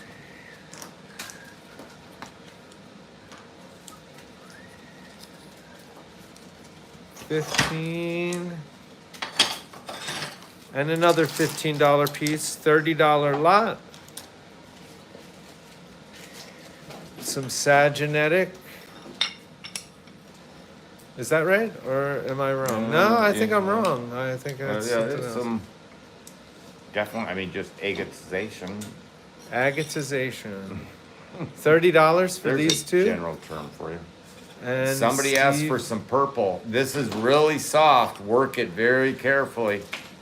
So we're at 23? But Yes. Dave worked it, and it does hold together. And there's a piece of copper ore that is on the softer side, but it seems to hold together. So $30 for 5 stones here. So we're 23? Lot 23, correct. $30. And some other It's getting sweeter and sweeter. goofy material. Wish that was your last lot. Oh, well, just get it all, and then when you sell them, you'll make your money back. Oh, Donna's gonna claim it. All right, Angela, stay tuned. Donna who? Donna Roman. Well, ROHMAN. Thanks, Donna. Angela wanted purple. She did. Well, we'll throw in a piece of purple into Angela's number 22. All right, Yeah. I'll let you deal with that.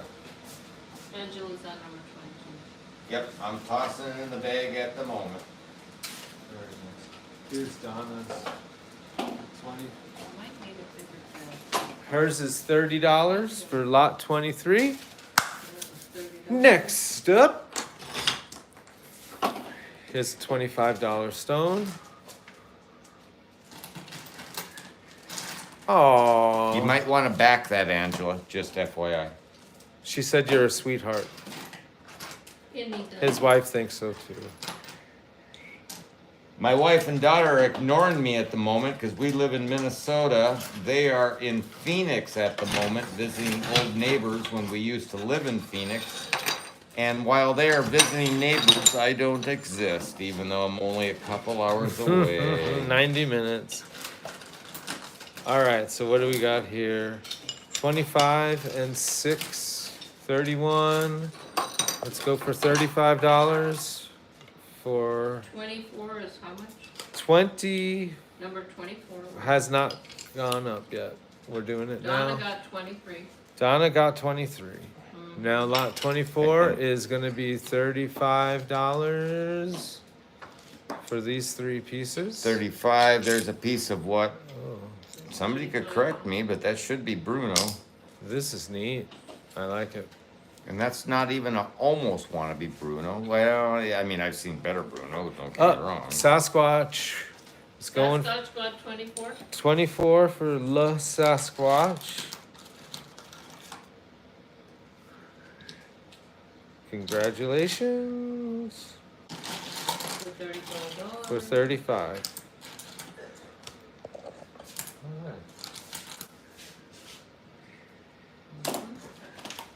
All right, something hit the ground. I heard that. Oh yeah, I've got rocks falling everywhere over here. Here we got a $20 lot coming together. You're welcome. Thanks for joining us. This one has some vuggy little crystalline stuff. $4 and $16, $20 More purple with some purple. and a Uh-oh. cab that Calling Angela. you finish that piece off and maybe you'll have something. Is this mookai? What do you call this? We're on It's number 25. Arizona 25. Arizona paint stone. All right, it's getting sweeter and sweeter. Oh, Dave Lou wants the LOO. hold on. Dave said 29 and we're at what are we at here? We're at 25. I'm talking about the price. price? Yeah. But this is Lot just 25. This is $20. $20, so and hold on, Dave Lou. Dave, what were you referring to for 29? Otherwise, it's going to David Fetzko. Okay, make it real clear on me, because I'm a little fuzzy on this.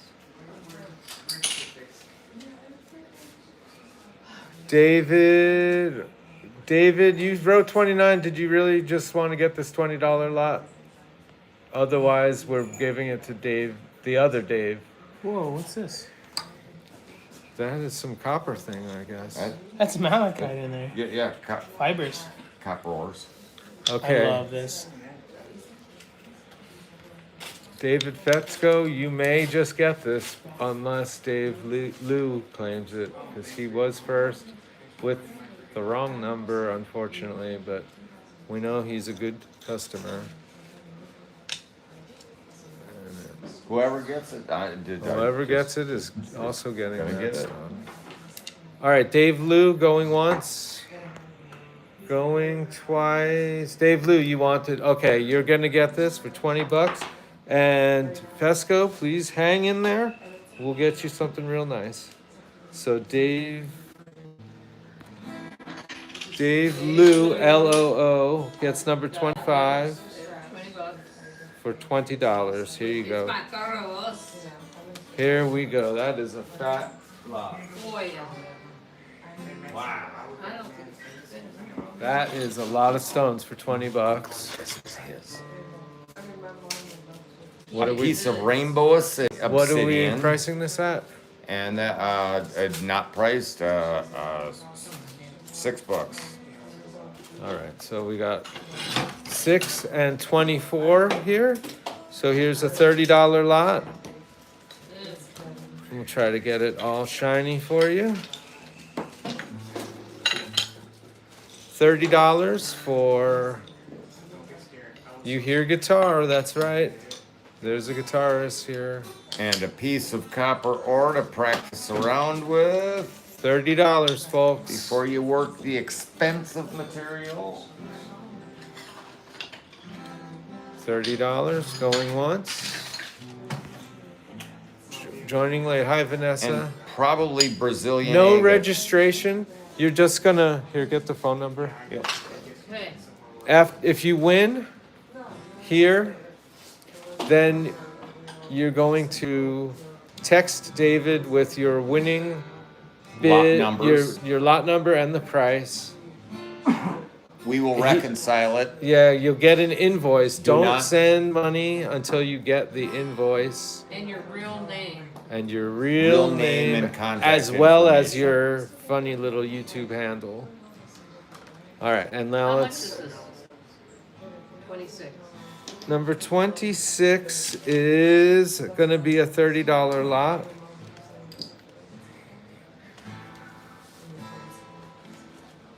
$30, and that includes a little piece of Sonoran Sunrise as So well. we've got 1, 2, 3, 4, 5, 6 stones for 30. Gail, you taking this for $30? Is that correct, Gail? Is everybody Yeah, plus shipping. Good, Is it good Gail? call. Yeah, yes. Gail R. R. R. Lot 25 for Dave Lou. That's what I have too. If you folks are saying that. 26 for Gail. 26 for Gail, is that right? Get a check. Gail for 30. Yes, 26. Gail R for $30. Show me the mullet. Show me the. Ooh, that's great. Yeah, big bag. Shipping is the flat rate price at the post office plus $1 ish, $1.10 more.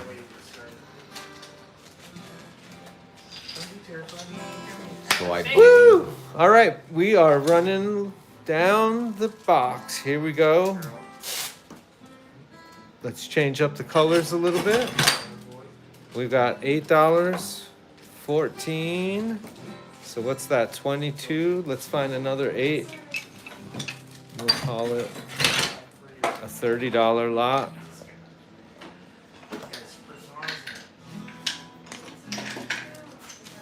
Gail, are you getting another one? You want this one too? Yes, doesn't quite well then comport with our system. We want you to say the price that you're paying for that's $30 lot. 30. 30, Gail, is this you? $30. Another 30. Uh-oh, I see Kenny Casper. Kenny might not have. Can somebody in the chat figure out who's getting what? When will you invoice? The invoices will come on a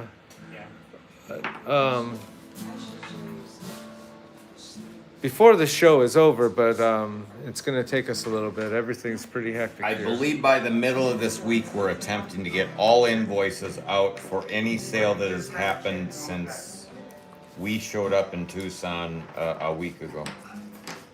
Okay, so Kurt Nelson is saying the last one is for Kenny. Anybody arguing with that, or you feel? Ever since Jenny left, this whole place is just falling apart. Who's Jenny? Jenny Stone has been moderating for us, but she had to step Okay, out. number 27. Is how much? 27 $30. is 30. Who to go to? We're trying to figure that out. No Gail. All right, so then. Uh-oh. Gail's saying no. Don't say. Oh, Kenny. Yeah, that's what I thought. Kenny bid for the last one. All right, let's start fresh. Who wants this for $30? And you're getting this nice thing thrown in. Holy moly. Some Jas Bagot.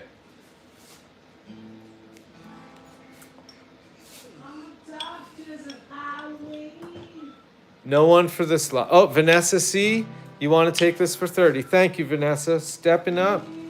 How do you spell Vanessa? Vanessa.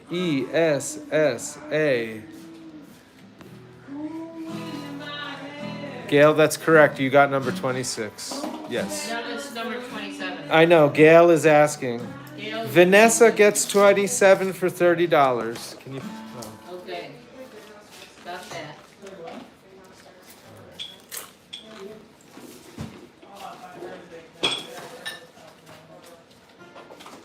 Okay, next up.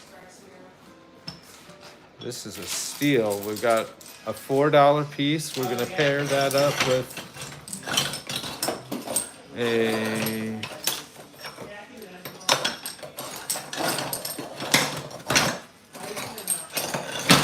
here's a $6 piece. And then we'll match these up.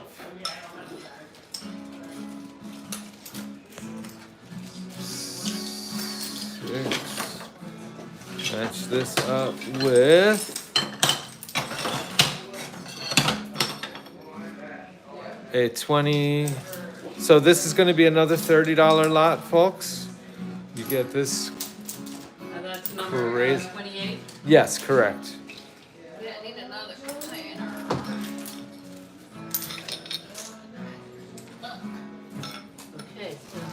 Lady Diane, all right, you liking it? Yeah. $30. Lady Diane deserves something here. Come on. Lady Diane gets a little bonus.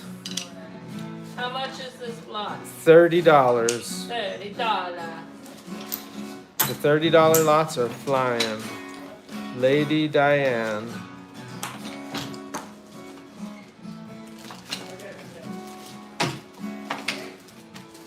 Here we go.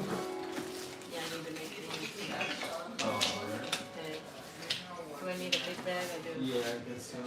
That is number 28 for Lady Diane, $30. Moving on, new page. Number 29. Let's see what we got.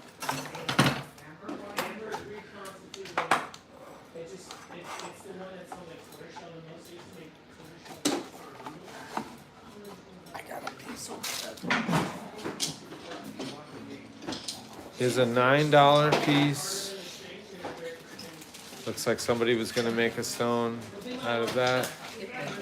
Confirm, Lady Diane? Yes, thank you. Lot 28 for $30. Very good. Moving on, we're putting together our next lot. This is 9 and 16. So 25 so far.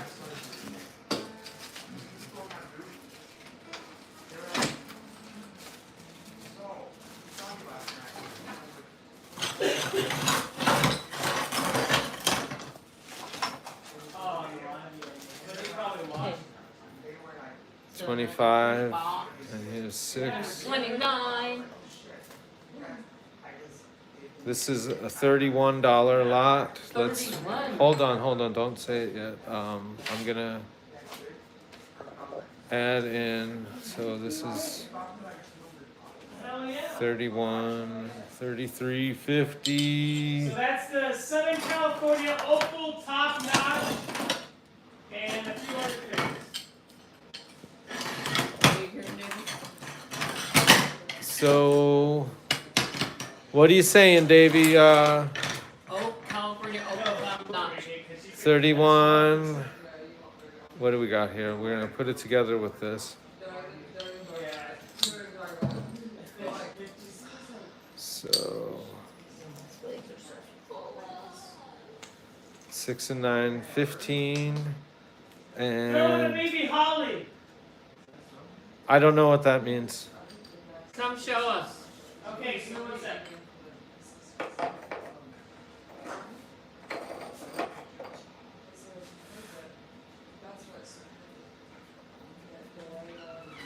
So Stevie, on this lot, can you throw in a baby holly? 8 and 9 is 17, and 16 is I'm gonna go to 33. and I'm out of here. Is that right? 33 and 6, 39. Let's just call this a $40 lot. Giving birth to a baby holly. $40, and it gets you the treasured. $40 for lot 29. Any takers? I can't. Lauren F. I think you're the winner. Do we Lauren be, F, thank you. is that Morgan or is that something else? I can't. It's a letter F. F is in Frank. I'm pretty sure this and they started Morgan Hill Cab. Hold on a second. I'm on lot 29. People in here are talking about lot 30 and lot 31. Those didn't even come out yet. Okay, I need Do you want to know. take over for a little while? Give me a letter. Lauren F. won That lot means number nothing. 29. Lauren F. You S got is in 29. Sam or F is in Frank? F as in Franklin. That's what I'm waiting for. You know? Okay, so There's a this lot is of going to heavy Lauren work. F. for $40.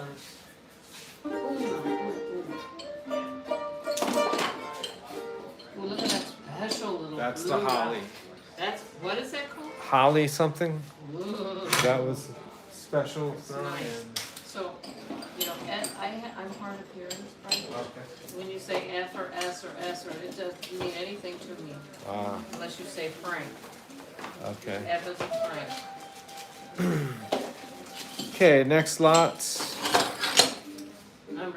I'm out of here after 30. All right, our next one is number 30. Yeah. Here we've got, They say Sprite speaks French and German. really. In his sleep, he speaks. So, gonna put together 18 and 12, another $30 lot. He is the most interesting man in the world. Oh, gee. Well, they make $30. commercials about him. Steve, do you want to throw anything on this $30 lot? If you see something, throw it in. But I'm bringing some in from outside. They say when he does push-ups, he Freshly pushes the picked. world. Oh, God. All right, $30 get you these 3 Oh, stones. yeah. How about, Four stones. No. We already showed it. that's some, I have sprightly hands. Thank you. polychrome from Madagascar and a unfortunately broken Arizona Jasper, No one will ever Hill know. Valley. When you're done with it, it'll be a gem. And you tell me what that is. I don't quite know. I'm guessing Oregon, but I have So no 6 idea. stones for $30. Anybody stepping up? What does he drink? I drink club soda. Today I'm drinking broth. I also drink green tea. No alcohol here. Resort Dog. Good choice, Resort Dog. You get lot number 30 And for $30. I mean- Okay, kids. All right. I'm retiring. When is I get up at 5 in the morning. I need a big. I live in Minnesota and Wisconsin currently, so I guess I come from the standpoint that I know that if you're elsewhere in the country, So it's number 30, sometimes yes. it's just simply fun to work some other material than what you Correct. can find To Resort locally, Dog. whether it's the Primo or I will take over your spot. anything. So, Yes, I am. Are you okay, Miss? Are you tired? Huh? You're done? I gotta go to bed. I get up at 5 in the morning. hold on, guys. I guess we're slight break. Otherwise, I'm standing. Steve Date says that you're making the lots now? What's that? You're gonna make the lots? Oh, okay. Is that where we're at?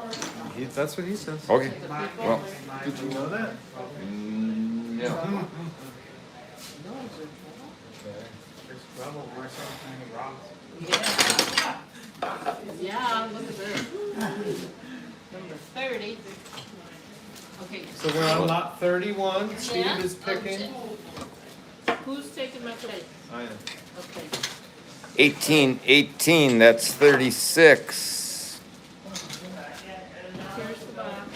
Here's the labels. No label, so I guess that's included. Pens. Let's pop in a piece of our phosphorsiderite. We're still at 36.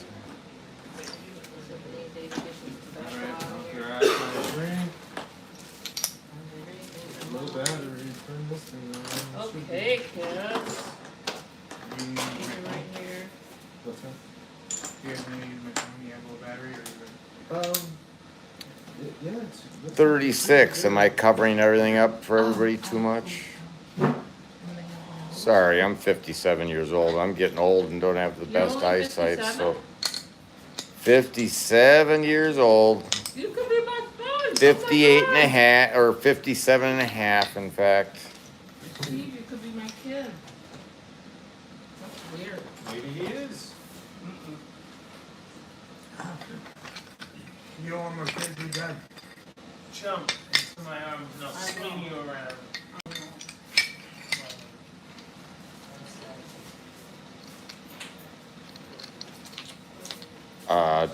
I can't.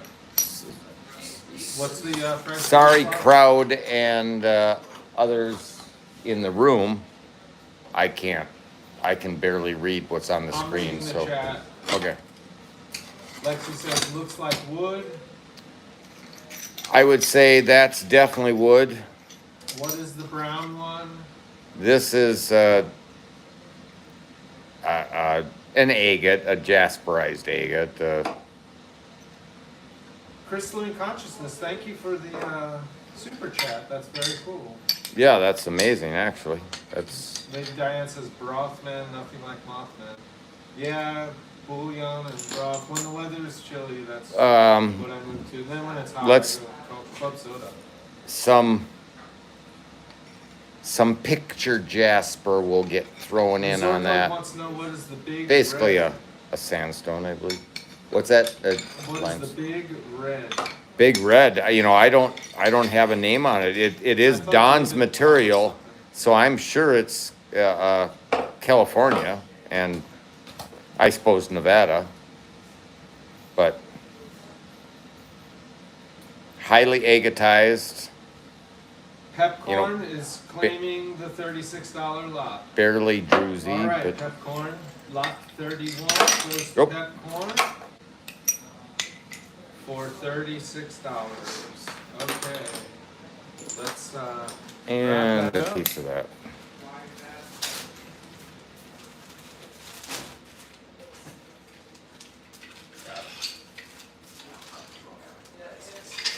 Hey. Oh, well, I knew that I would be doing something. And the next. Okay, so let me just make sure these all are still in their pieces. Very good. I need my Sharpie though. Sharpie. Okay. 18 and 12 is $30.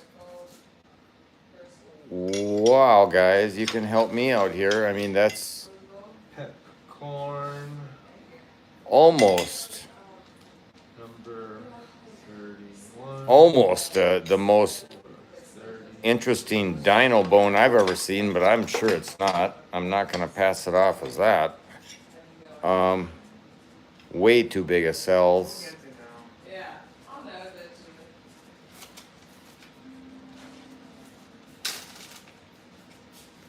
that. Yeah, okay, there we go. Clearly I would say a California agatized jasper.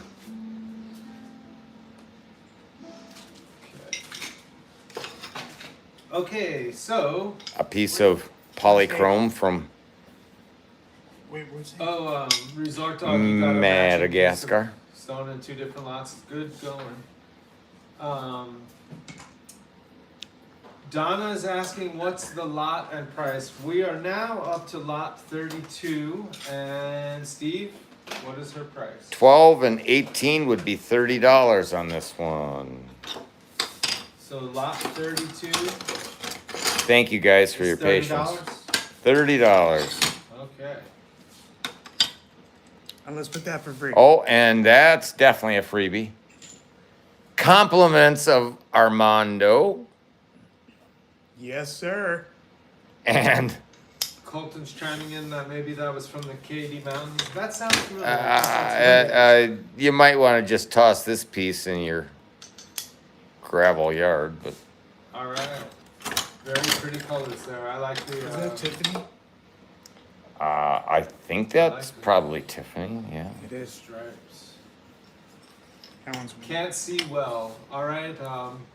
Maybe hold those closer and spread them out. Move them around or something. Wait, that's the freebie I gave. Yep. Yeah, these are the freebies. How many stones are there? We got 1, 2, 3 reasonable, and then a couple, pebbles. So 5 stones? 5 total.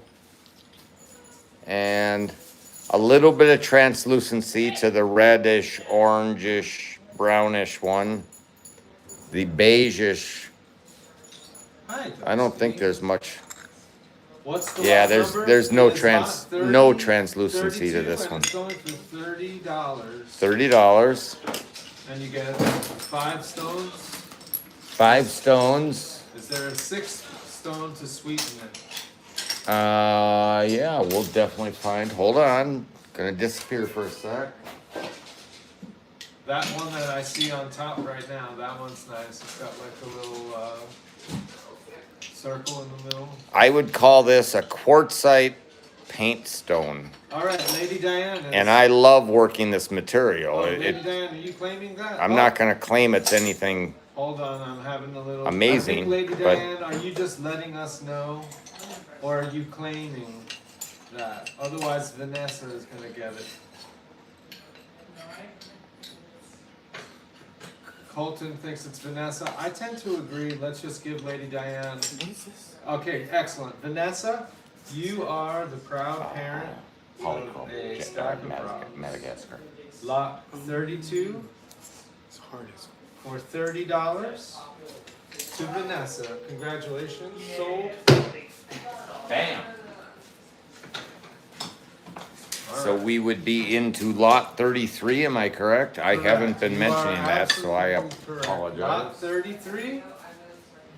Steve is going to put that together for you while I pack A this 12 away. and an 8. That would be a $20 package. Oh my goodness, we have random and linear.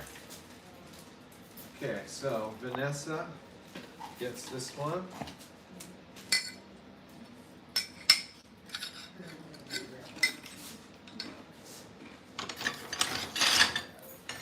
Let's see what we can come up with to add to this, because they're both beautiful in their own right.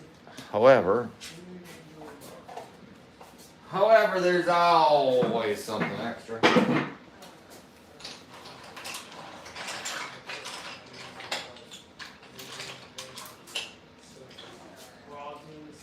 don't know how many pens we have right here, but it's a lot of material.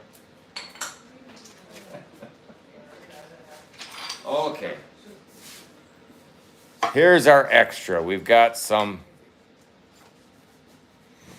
believe it or not, that is ocean jasper. It's not, you Oh know, no, that's the good stuff, man. triple A, but it's at least A. At least an A plus, not an A.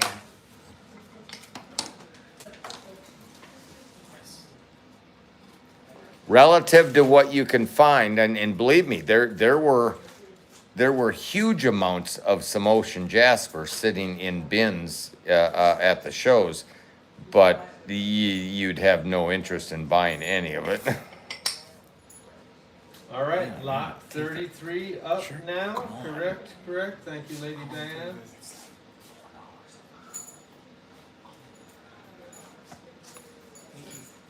What do we got? 3 stones? It's total of 3 stones, but it's gonna be 4 real quick, because I'm gonna toss in a piece of copper ore. Obviously soft, obviously, you don't get too attached to it, because you never know what might happen.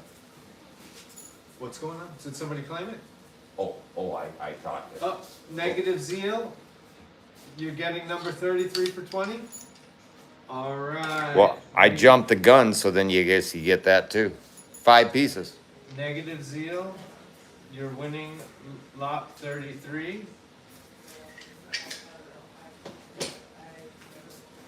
For $20.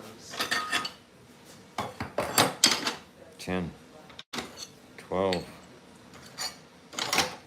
All right. Thank you. Thanks for being here. Thanks for supporting the channel. Big time. Supporting the gas tank. Yeah. Supporting the roof over our head while we're here. So we gotta get that. So we can. Oh, goodness. How it costs a lot of money to travel these days. Oops, let me make a note on this. Vanessa? Wow. This is a cool piece. I like it anyways. Oh, I'm no, gonna this is negative zeal, excuse me. Guess some fossilized material in both cases. What appears to me to be a actually polished. You know, it's been bouncing around. It's Don's, but it's polished and appears to be wood. And then Others can correct me, but I'm guessing palm or something related to that, fossilized palm. Fossilized palm wood. Would you say that? That's Yes, sir. Okay, yeah. And we're at $30 with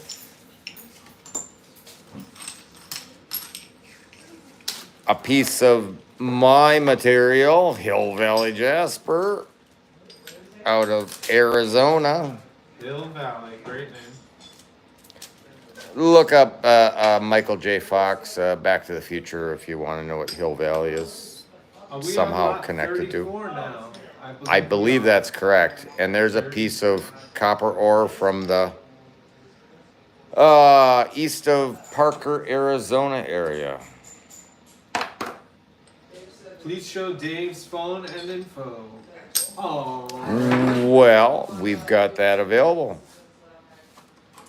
I believe, unless Dave has changed something, you will see my PayPal as the payment through PayPal. If you Send pay a another text way, but with your winning $15 for that one. lot number and your price, And and that then one we is will that. What is invoice you. Please do not send money Don't until send me money. you get the invoice. yep, Communicate first.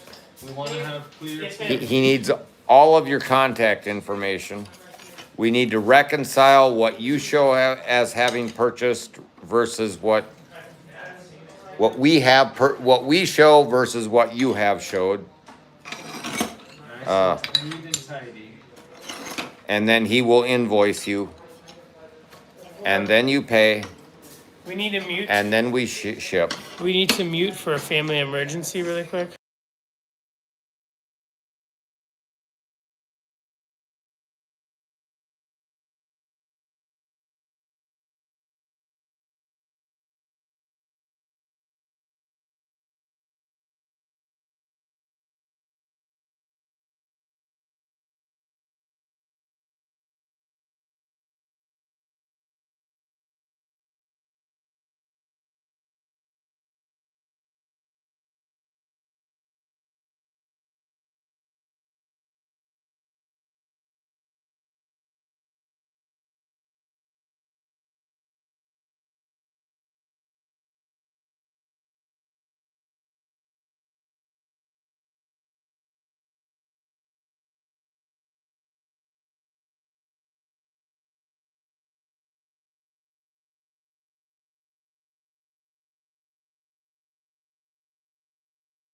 And we are back. Someone did have to fart.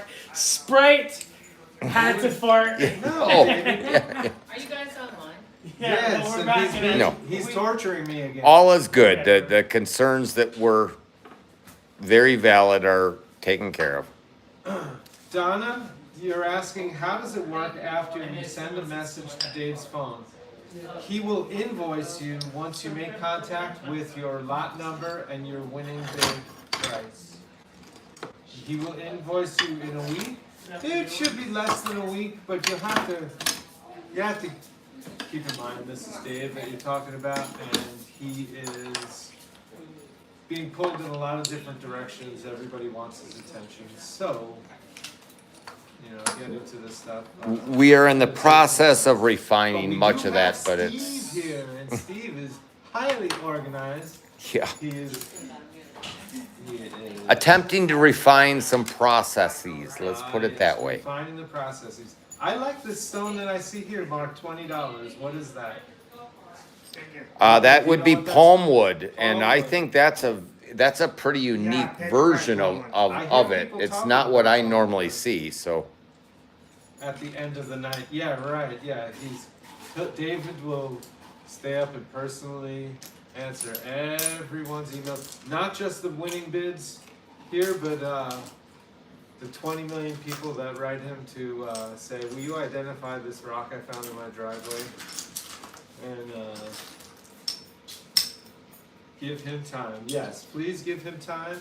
It won't take that long. I think everybody that's been involved in this chain knows that they get their stuff, and if not, he makes it up to them somehow.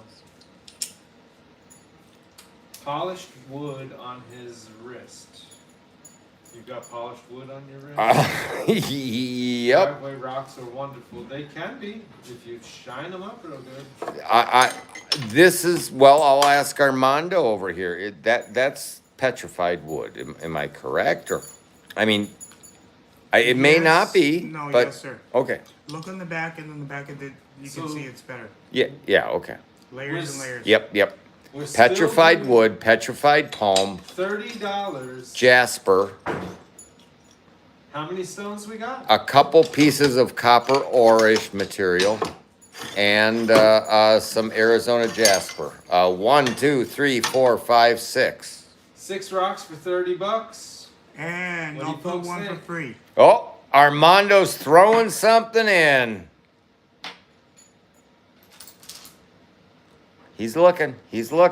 Kurt, I like your quote. Busy there. trying to Good find time, a time will come. good enough piece, but not too good. Invoicing Oh, another all piece of day. copper ore that if you work it right and it stays together, you'll have some. Move it over in the Crazy camera. color. There we go. Yeah. Make sure it gets seen. But wait, if you order now, Donna is claiming lot 34. Thank you, Donna. Well, Donna gets another piece of copper ore then. Oh, that And you was get some extra copper. Donna, claim number 34 for $30. Bradley likes copper ore. Can you find some more of that for Bradley? Make a lot. Copper ore. That was the most expensive copper ore in the world because I did about $8,000 in damage. Bradley, if you my little if you get BMW this next X3 lot, they'll getting there throw and in back. some copper ore. I believe we're working on that. But whatever, life goes on. Yeah. I will package up Donna's. Is he serious about it? Because I have a He piece. may not be serious, but let's see. We'll give him the option. We can waive this I say at the moment. just put in a piece, put in pieces of it. Yeah, into I'm sure lots. that's what he's talking Don't about. just make one lot of all of it and then nobody else can get it. Pounds and ounces. There is a. Thank you, Lady Diane. That's correct. Lot 34 goes to Donna. There's a 7-pound piece of it sitting right here. If somebody wants it, Do you want to show it on the camera? we could do that. It actually is in the shape of a single, what do you call it? Bookend. It is cut on 3 surfaces, but not polished, so it needs to be wetted in order to Here. see it. Okay. Moving on to lot 35.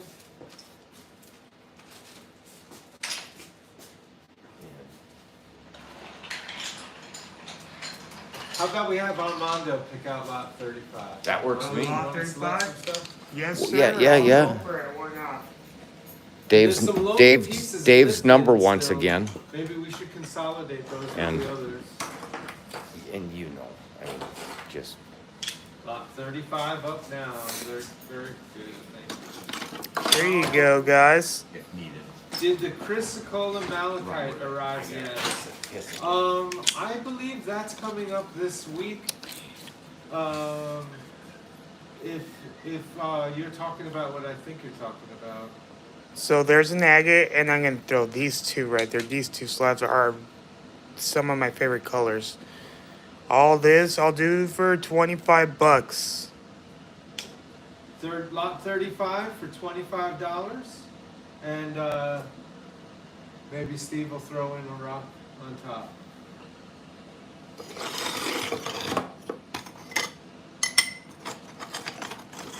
Steve's stuff is the different stuff though. And here you go. Chunk. Oh, lot. No, we're on to lot 35. For Lot 35 is $25. claimed? Close enough. Lady Diane, I think, is just telling everybody what we're up to. She's not claiming it. And here you go. You'll get Spread them out a little bit. A Tiffany. There we go. Here you go, guys. Agate, Tiffany, and Jasper. Those three. Look Ooh, at that those. purple one is pretty. Isn't it? I would claim this one right away, man.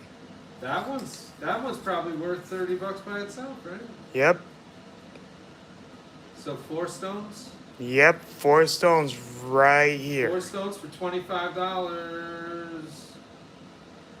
Lady No, she's just moderating.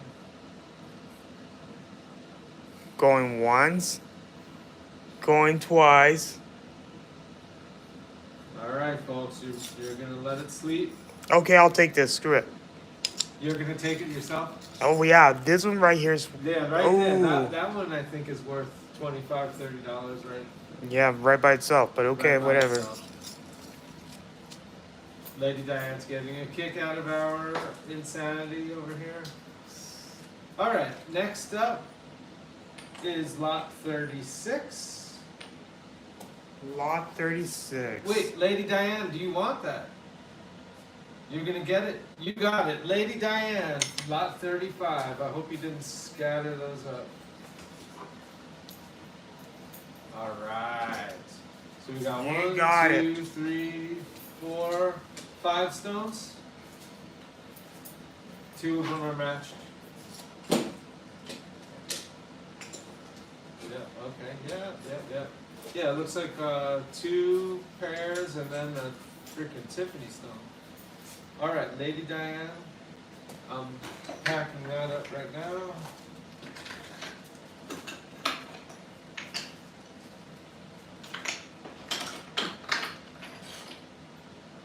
How about some Sonoran? There you go, Cooperite with Chrysicola. And another Chrysicola. This is the next lot. And this one, Ooh. how much you Wait, think, I man? don't know. Hold on. I don't think that those are going.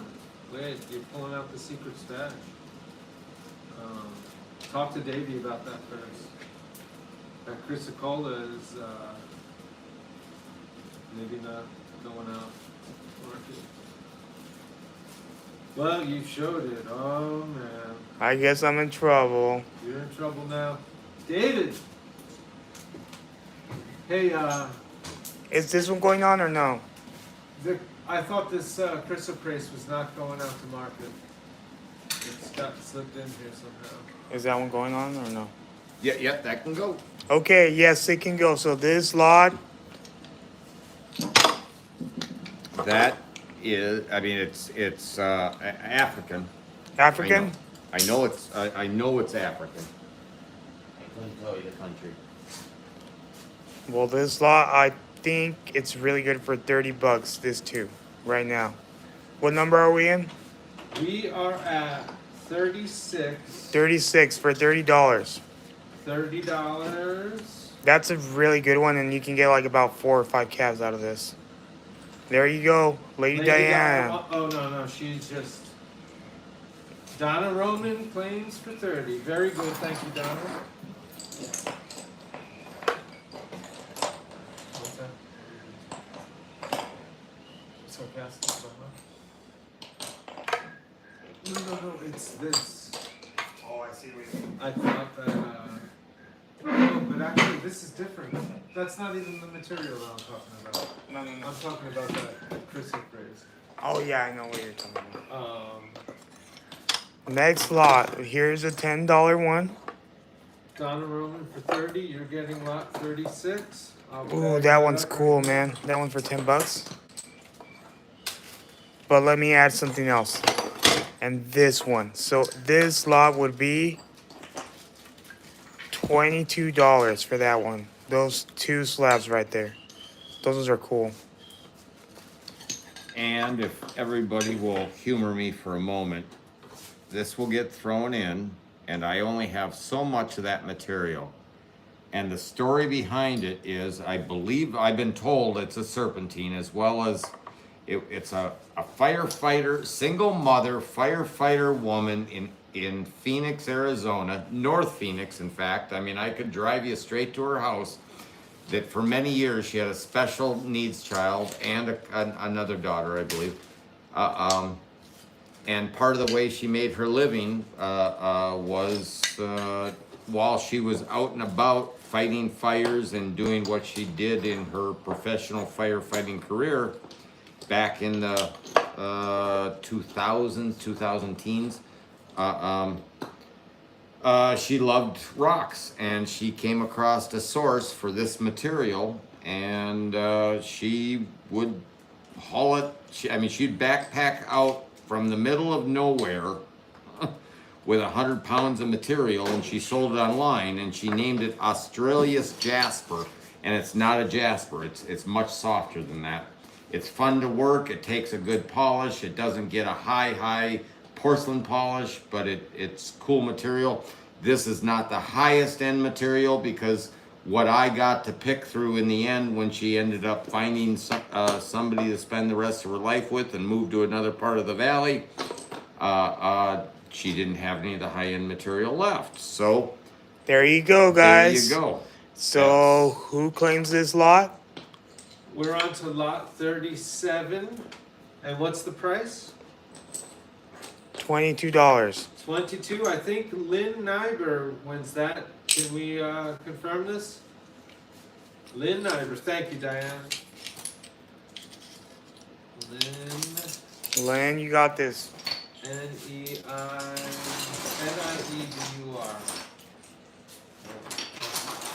I spelled it wrong, but I'll figure it out.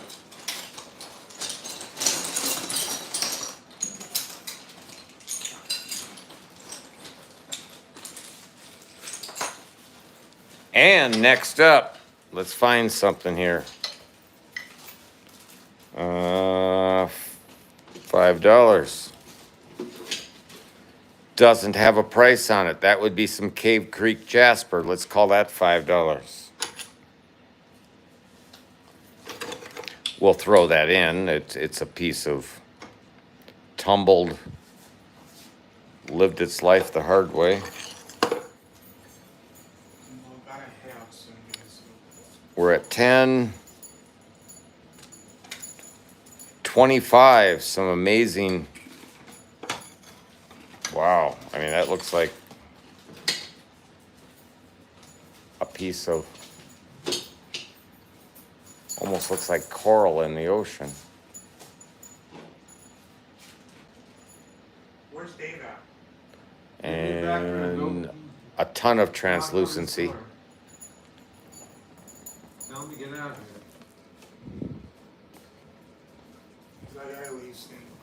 All right. Thank you for. Plume, thank you. We got somebody?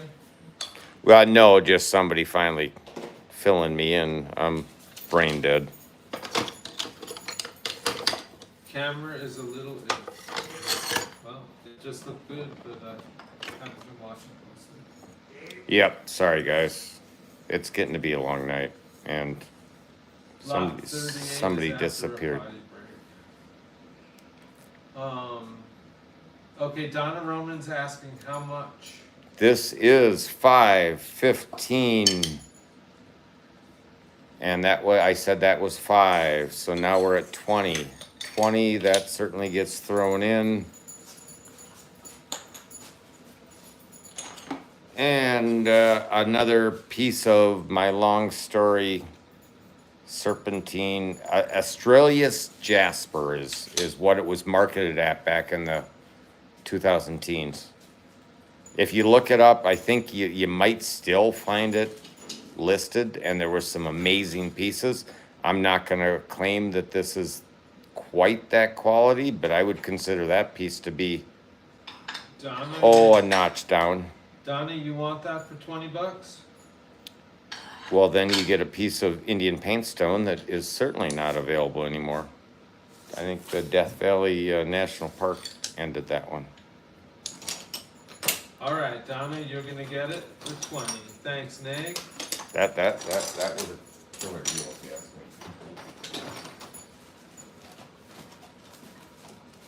me. It is what it is. So all of this for $20, pretty good.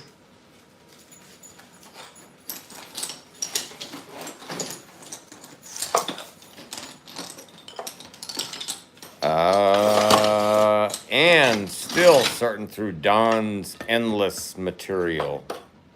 And by the way, Dave and I have talked about making a 24-hour run that's about a 8-hour drive one way, so that's 16 hours of driving. Yeah, we can do that in 24. We're talking about trying to get there in the next week to see if he can dig up some more material out of his backyard. I actually would love to know what that is, where that's from. I'm assuming this is Don material, Don Depew. Can he meet you halfway with some 50-gallon buckets? Yeah, wouldn't that would actually be perfect. Unfortunately, the family is at the show here, so Don certainly cannot, and family is busy keeping the business alive. He can figure out something. I bet he Somebody- might have some kind of connection. So This we're is up not polished, it's wet. We're on lot 39. This is amazing. It does not have a price on it, Wow, so that's- I'm a little concerned Yeah, about. put it aside. Let's do that. After. Okay. Unless Mondo. No, we better have Davey press that. I don't want to get in trouble. A piece of crazy Yes, lace, that one's going for at least $40. $6. Petrified wood is the question.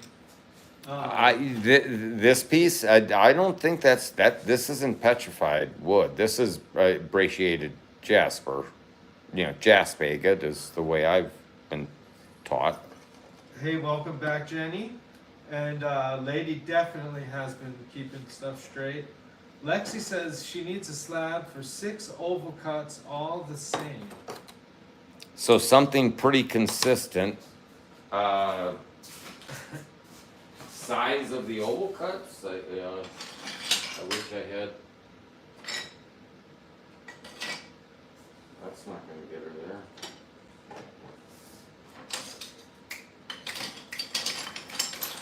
Yep, Jenny's back, and the little thing is blackened, and there's a pink hand, and she's bowing out. Game over. All right, Jenny, you're a Nazi.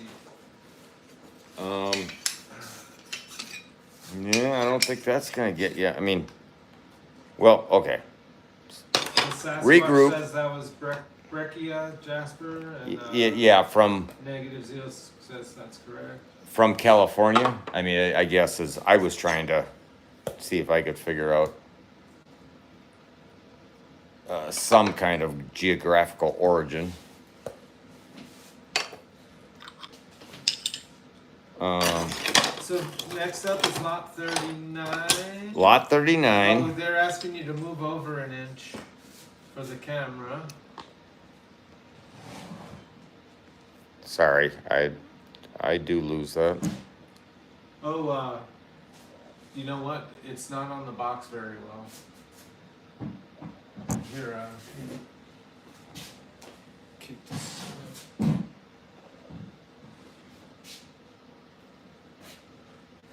And I don't like our shadow either. Ah, I see that. There we go. Done with the Wild West sales lady. Good night, Resort Dog. Thanks for playing along, and get that message to Dave, and we'll get you invoiced.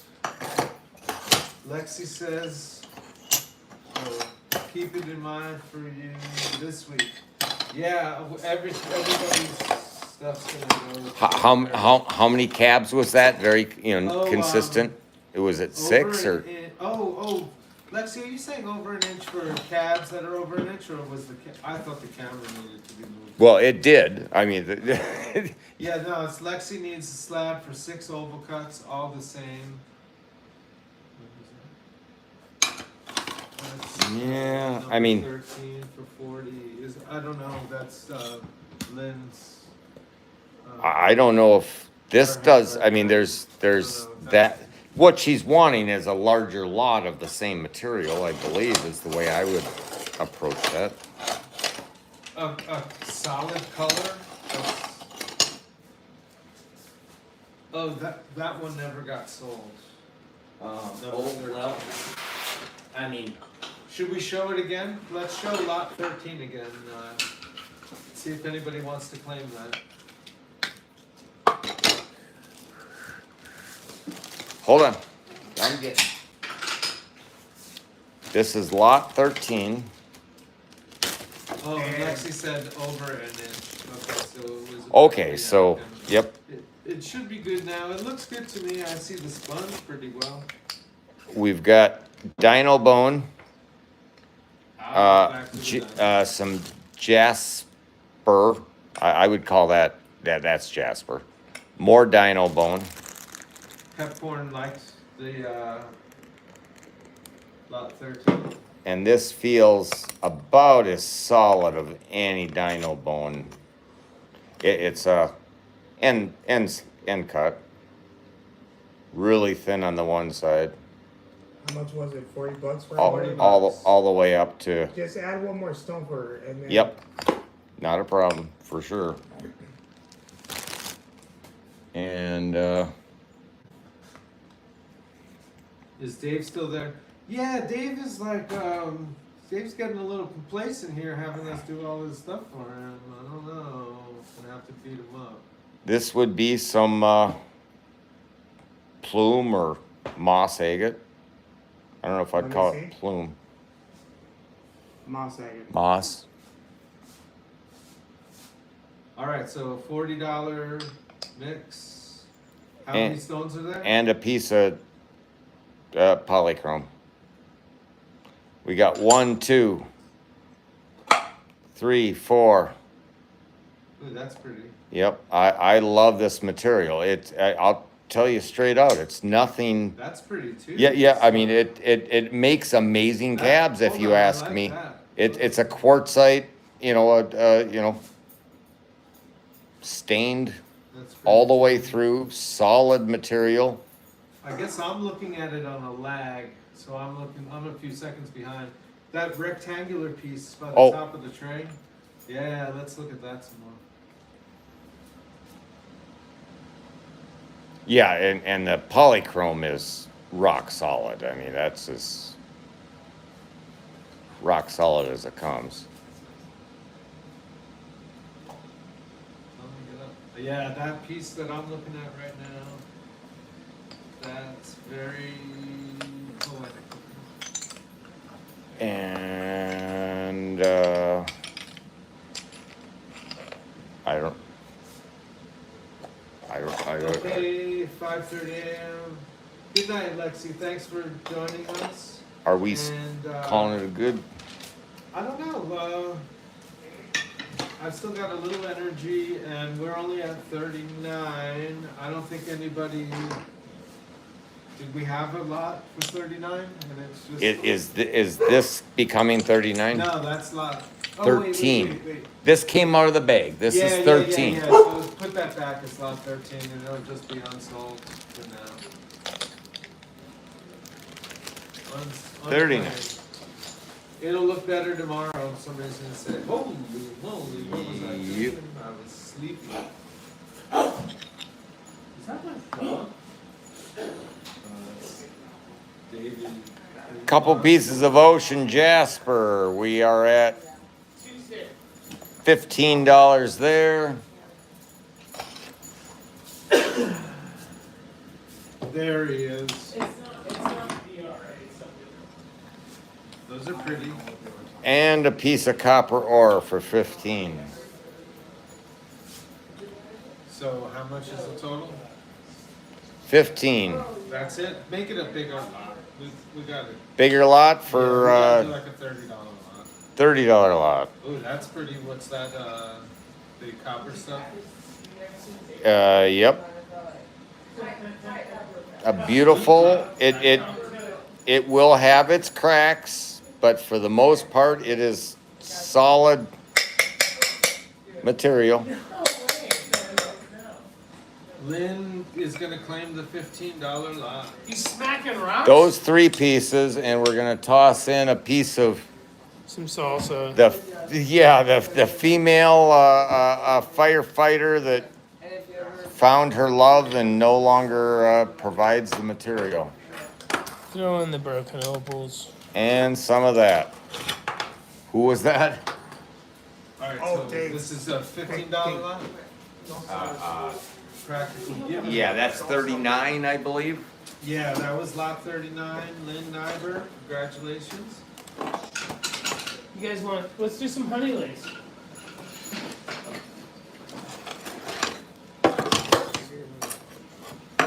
$20, $24 plus 26, $30. $30, honey lace. No, that's not it. Exactly.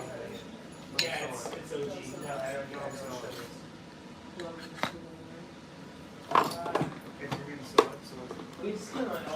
Diamond Pacific, I believe, I've been told, was one of the last ones to be able to mine this material, and I know what that's. it is some pretty amazing material. It's a slow start. Yeah. That one. It's so special. You stick it right here in the dino poop coop right. That's fantastic. It's actually a silver ore. The last people who were legally allowed to mine it got permission by the BLM.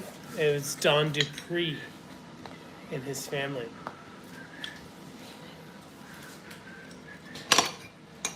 This piece right here alone is worth $30.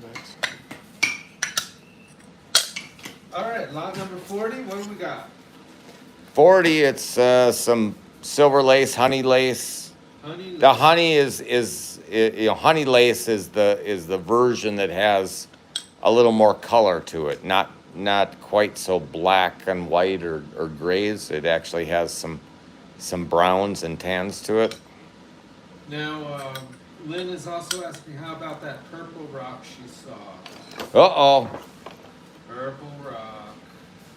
Was it a slab or was it a nugget? I'm thinking it was it a while back, that kind of pinkish stuff? And then Locally Lost is looking for parrot wing chrysocolla.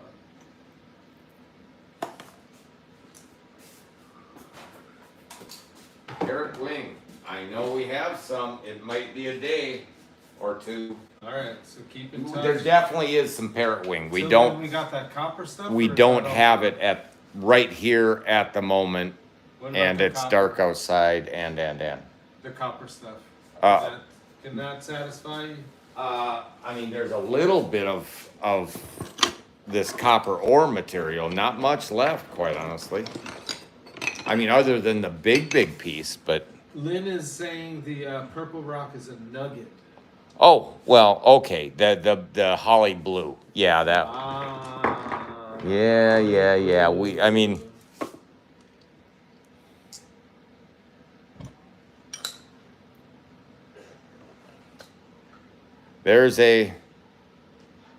I mean, I'll weigh it for you to give you an idea of what it weighs. It's smaller, but it's not tiny. Hold on.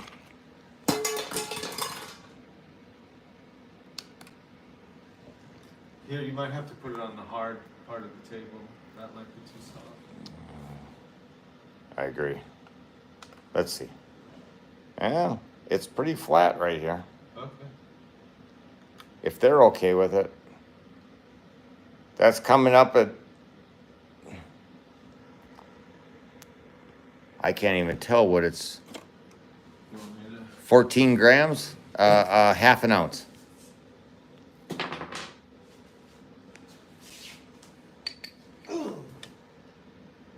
You like the flowers and the honey lace, okay? Right now we're looking at your Holly. Holly blue. Wait, what? More stuff for sale? I should have went to bed. Jim, you really helped out yesterday, that's for sure. Yeah, big time. I was going through orders today, and you sure Jim did. won the show, huh? Cost here. This is lot number 40. Steve, what are we racking it up at? He's claiming it. No matter what. It's $10,000. You still interested? What? What did he say? No. What did he think? I'm messing around. $40? Jim Fry is claiming lot 40. He doesn't know the cost though. Lynn is also asking. 30. We Yeah, said it was okay. 30 sounds correct. 30 sounds correct. 30 with what you see. And now it's a fist fight between Jim and Lynn Nyber. Who will go 35 with a piece of? Lynn already kind of did. Jim's saying 40. Oh man. Jim, you gonna put up 40? Lynn backing out? All right. Lynn may have it if she wants. Lynn is saying $34. She's splitting the difference.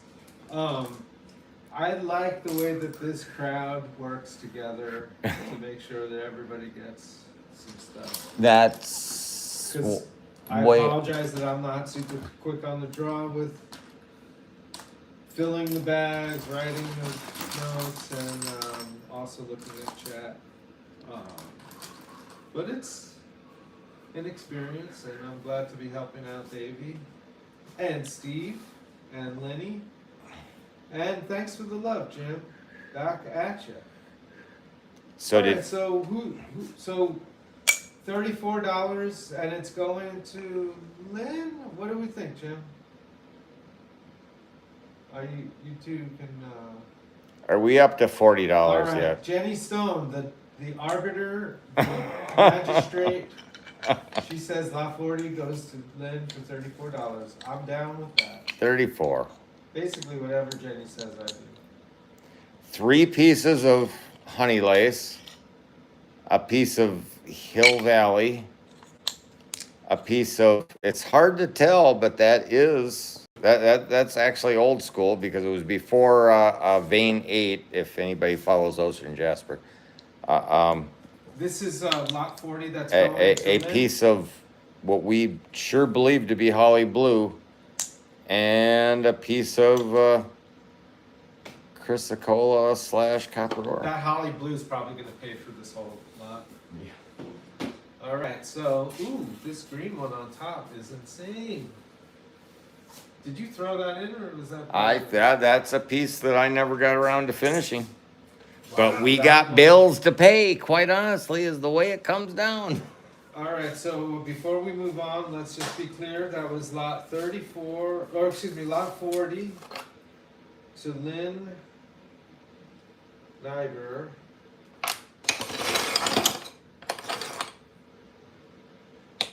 Number 40 for $34.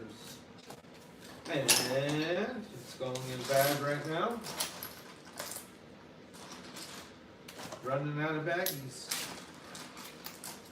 I guess we'll play until the baggies are done. That's a dangerous thing to say, because we got baggies. Oh, he found more bags. Looks like I'm not going to sleep tonight. Yeah. Oh, these are Gosh, snack what, size. you cut out early last night, huh? You didn't stay up till the end? Me? Steve, yeah. Yeah, you guys were up later than me. I was up late playing this crazy game for little Davey. All right, finishing up this order.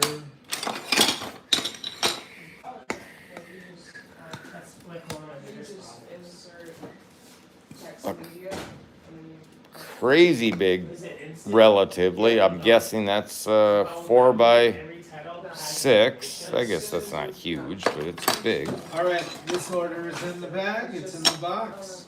Moving on to order 41. 41. $24. Thanks for Thanks for being here with us, and sleep well and dream about those rocks. They'll be coming in the mail soon. Will you all tag what this stuff is when you send it? I don't know about that. Now, as much as I would love to say yes, it doesn't happen. The What? closest that you'll get is have Davey What are we doing here? announcing them in these Do we videos. tag, the I origin think and it's gonna everything, be a lot to ask the to have provenance them, of the material? Yeah, it's herding cats around here. I want this one, the petrified wood. Jim And Fry. If I knew them, I would Jim Fry got it, maybe 24 be bucks. able to do that. But writing all that stuff. 24 Jim Fry. Jim Fry, 24. That's a phenomenal piece of petrified. Gone.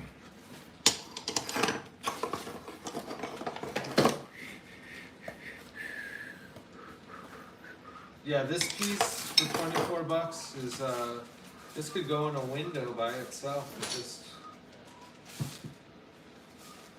really catch the sunlight well.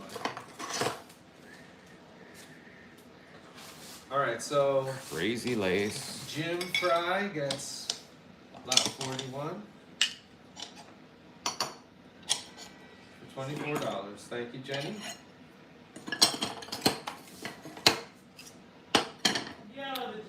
$6 piece of crazy lace.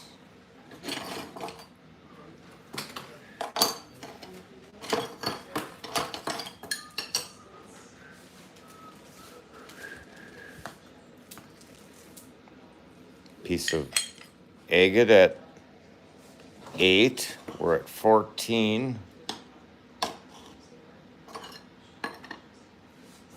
Let's call it 15 with a few freebies.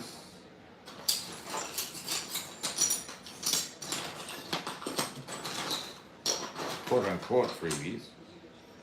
Because if you're having to pay $1 for them, that's not free. Jenny Stone asks, Jim, are you in Michigan with the Petoskey's?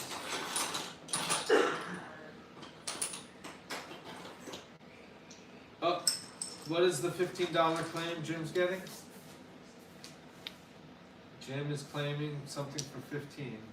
Well, right now we're at, these two are 14, and then 15 will be, to make it, because that's only 14, so I'm saying 15 with, Can we make this a bigger lot than 15? Those small lots really, aren't good, they're not good for me because I'm understand? running out of bags and filling out more labels and shit. I'd rather $30. So try to be at 30, okay. Yeah, hit 30 bucks. So 6, 14, 20.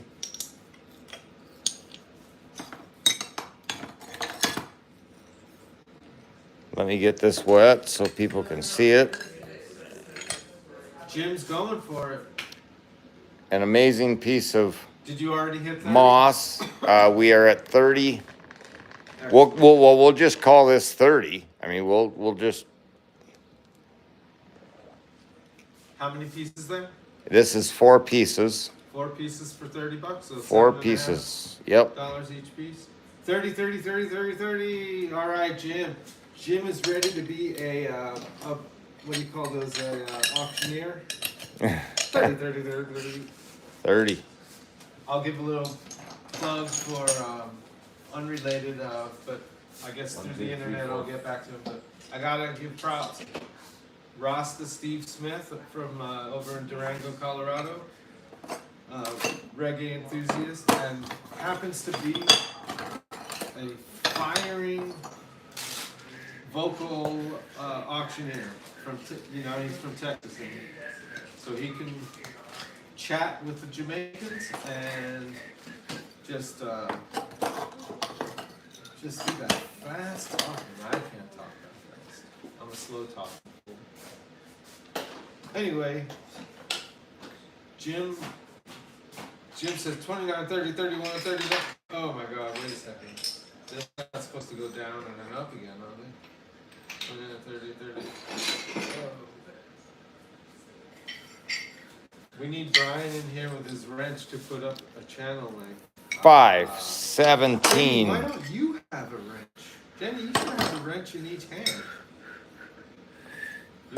But there's we don't even have trolls here today. That's great. Then Jenny doesn't have to swat trolls with the wrench.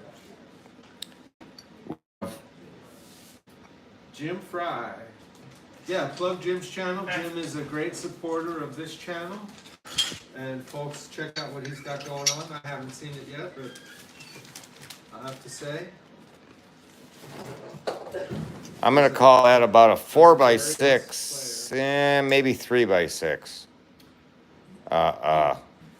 Plastic bin. So use that as. Steve, what's going on? What lot are we on? I'm still filling out Jim's order. Okay. So Is that pagenetic spray? Oh no, hold on. This isn't. Is this yours? So did Jim get? This is killer. Jim got this $24 one, and then is Jim also getting the $30 one? Or 42? Is that? Somebody claimed something for 30. I love that. All right, let's get back to the game, folks. Now Donna is claiming something. I'm getting. This is what happens to Lynn, I think. Well, I'm getting backlogged here. Yep, I get that. I've got Jim Fry for number 41 for $24. That's a big slab that you can see through. Now for number 42, is that also you, Jim? This multi pieces for what was this, Steve? That was. $30. Yeah, that sounds correct. $30. $30. And I didn't even say it. A little piece got tossed in as a. All right, extra pieces. So this one, so 42 going to Jim Fry. That sounds right. For $30. All right, thanks for your patience, everybody.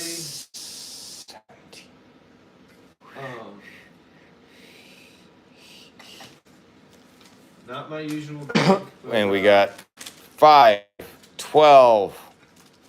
And I think I saw another similar slab marked at 10, 27. And we'll get it up to 30 for Sprite. Sweet, thank you.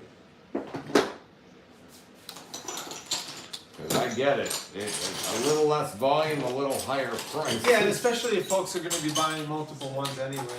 Yep. Jim got the last two. Thanks, Emma. That dang Jim. Dang Jim. Donna wants. All right, let's make Donna an order. She wants one just like the last one. Can you do that?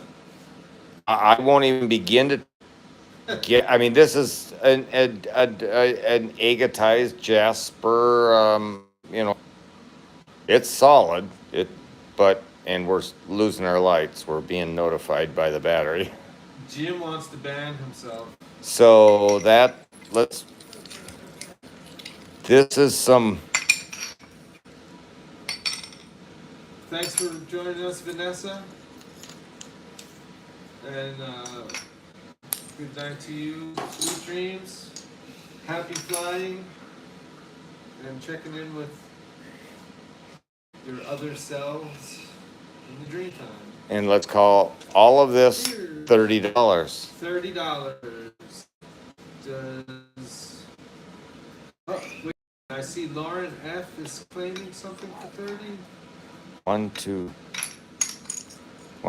3, 4, 5, 6. Jim Price claimed it, but I think you're losing this one to Lauren F. Lauren, do you want to confirm? Do you want this one, or did you lose last bid?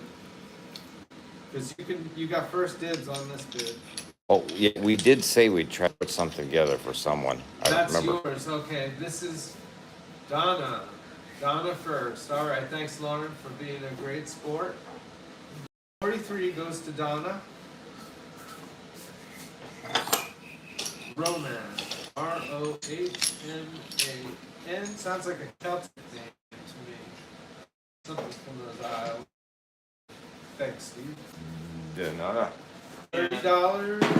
Little memento while I change out batteries on our really goofy looking. Oh, wait. Jenny Stone saying lot 42 went to Donna. Uh-oh, I have Donna for 43. And Jim, 42. Lot 43, correction. Alright, cool. So we're all on the same page. Donna Roman is getting lot 43 for $30. And I see 1, 2, 3, 4, 5, 6, 7, 8 stones. 1, 2, 3, 4, 5, 6, 8 stones for $30. Not too shabby. That's a good deal. Alright, Steve's handling some technical stuff. I am packaging. I'm getting this pre-order set. Anybody know any jokes? Jokes or riddles? Donna says her box will be full now. Your mailbox is gonna fall off from being 300 pounds worth of rocks. If we're on the same page, we must introduce chaos. Well, if you could see my page, it has water all over it. So it's getting a little chaotic. It's all wrinkly. I like neat notebook. I'm having to really adjust being in this surface. More chaos, negative zeros.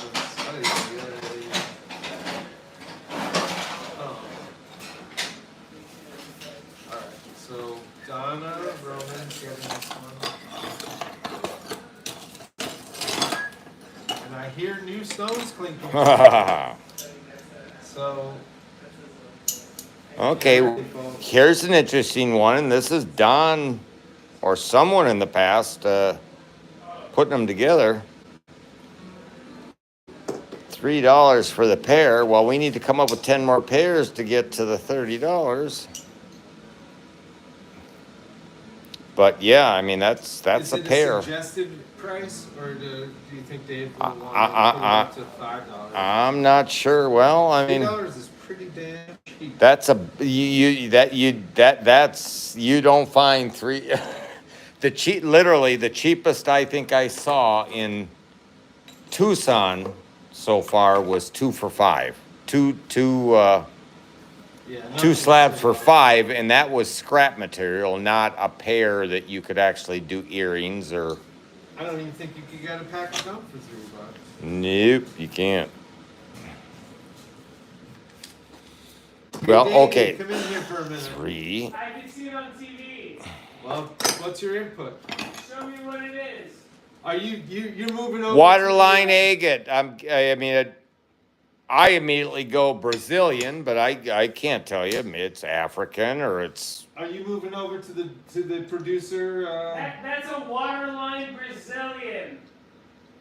$3 a pair is what it's listed at. How about 6? I said 5. I call it 6. Take it or leave it. It's for sale, not on sale. The backwards poet Well. writes in verse. Oh my gosh. Negative Zeal saying 3. $3. Okay, I'll make a set of earrings in Santa Fe and call it $280.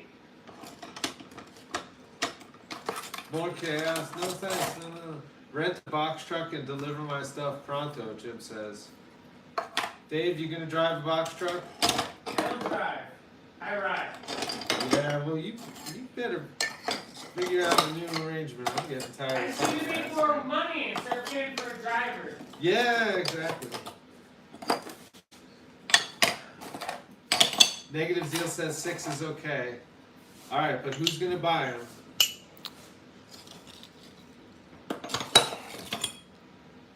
Donna, don't encourage him. Donna, don't encourage him. Well, 6 plus this piece marked at 25 puts us at $30. Little dollar off. And I would call that fossilized. Negative Zeal says, I think you're a she, Negative Zeal? Take them for 6. Um, Yeah, how many? that's a killer deal. I mean, there's no two ways All about right, it. I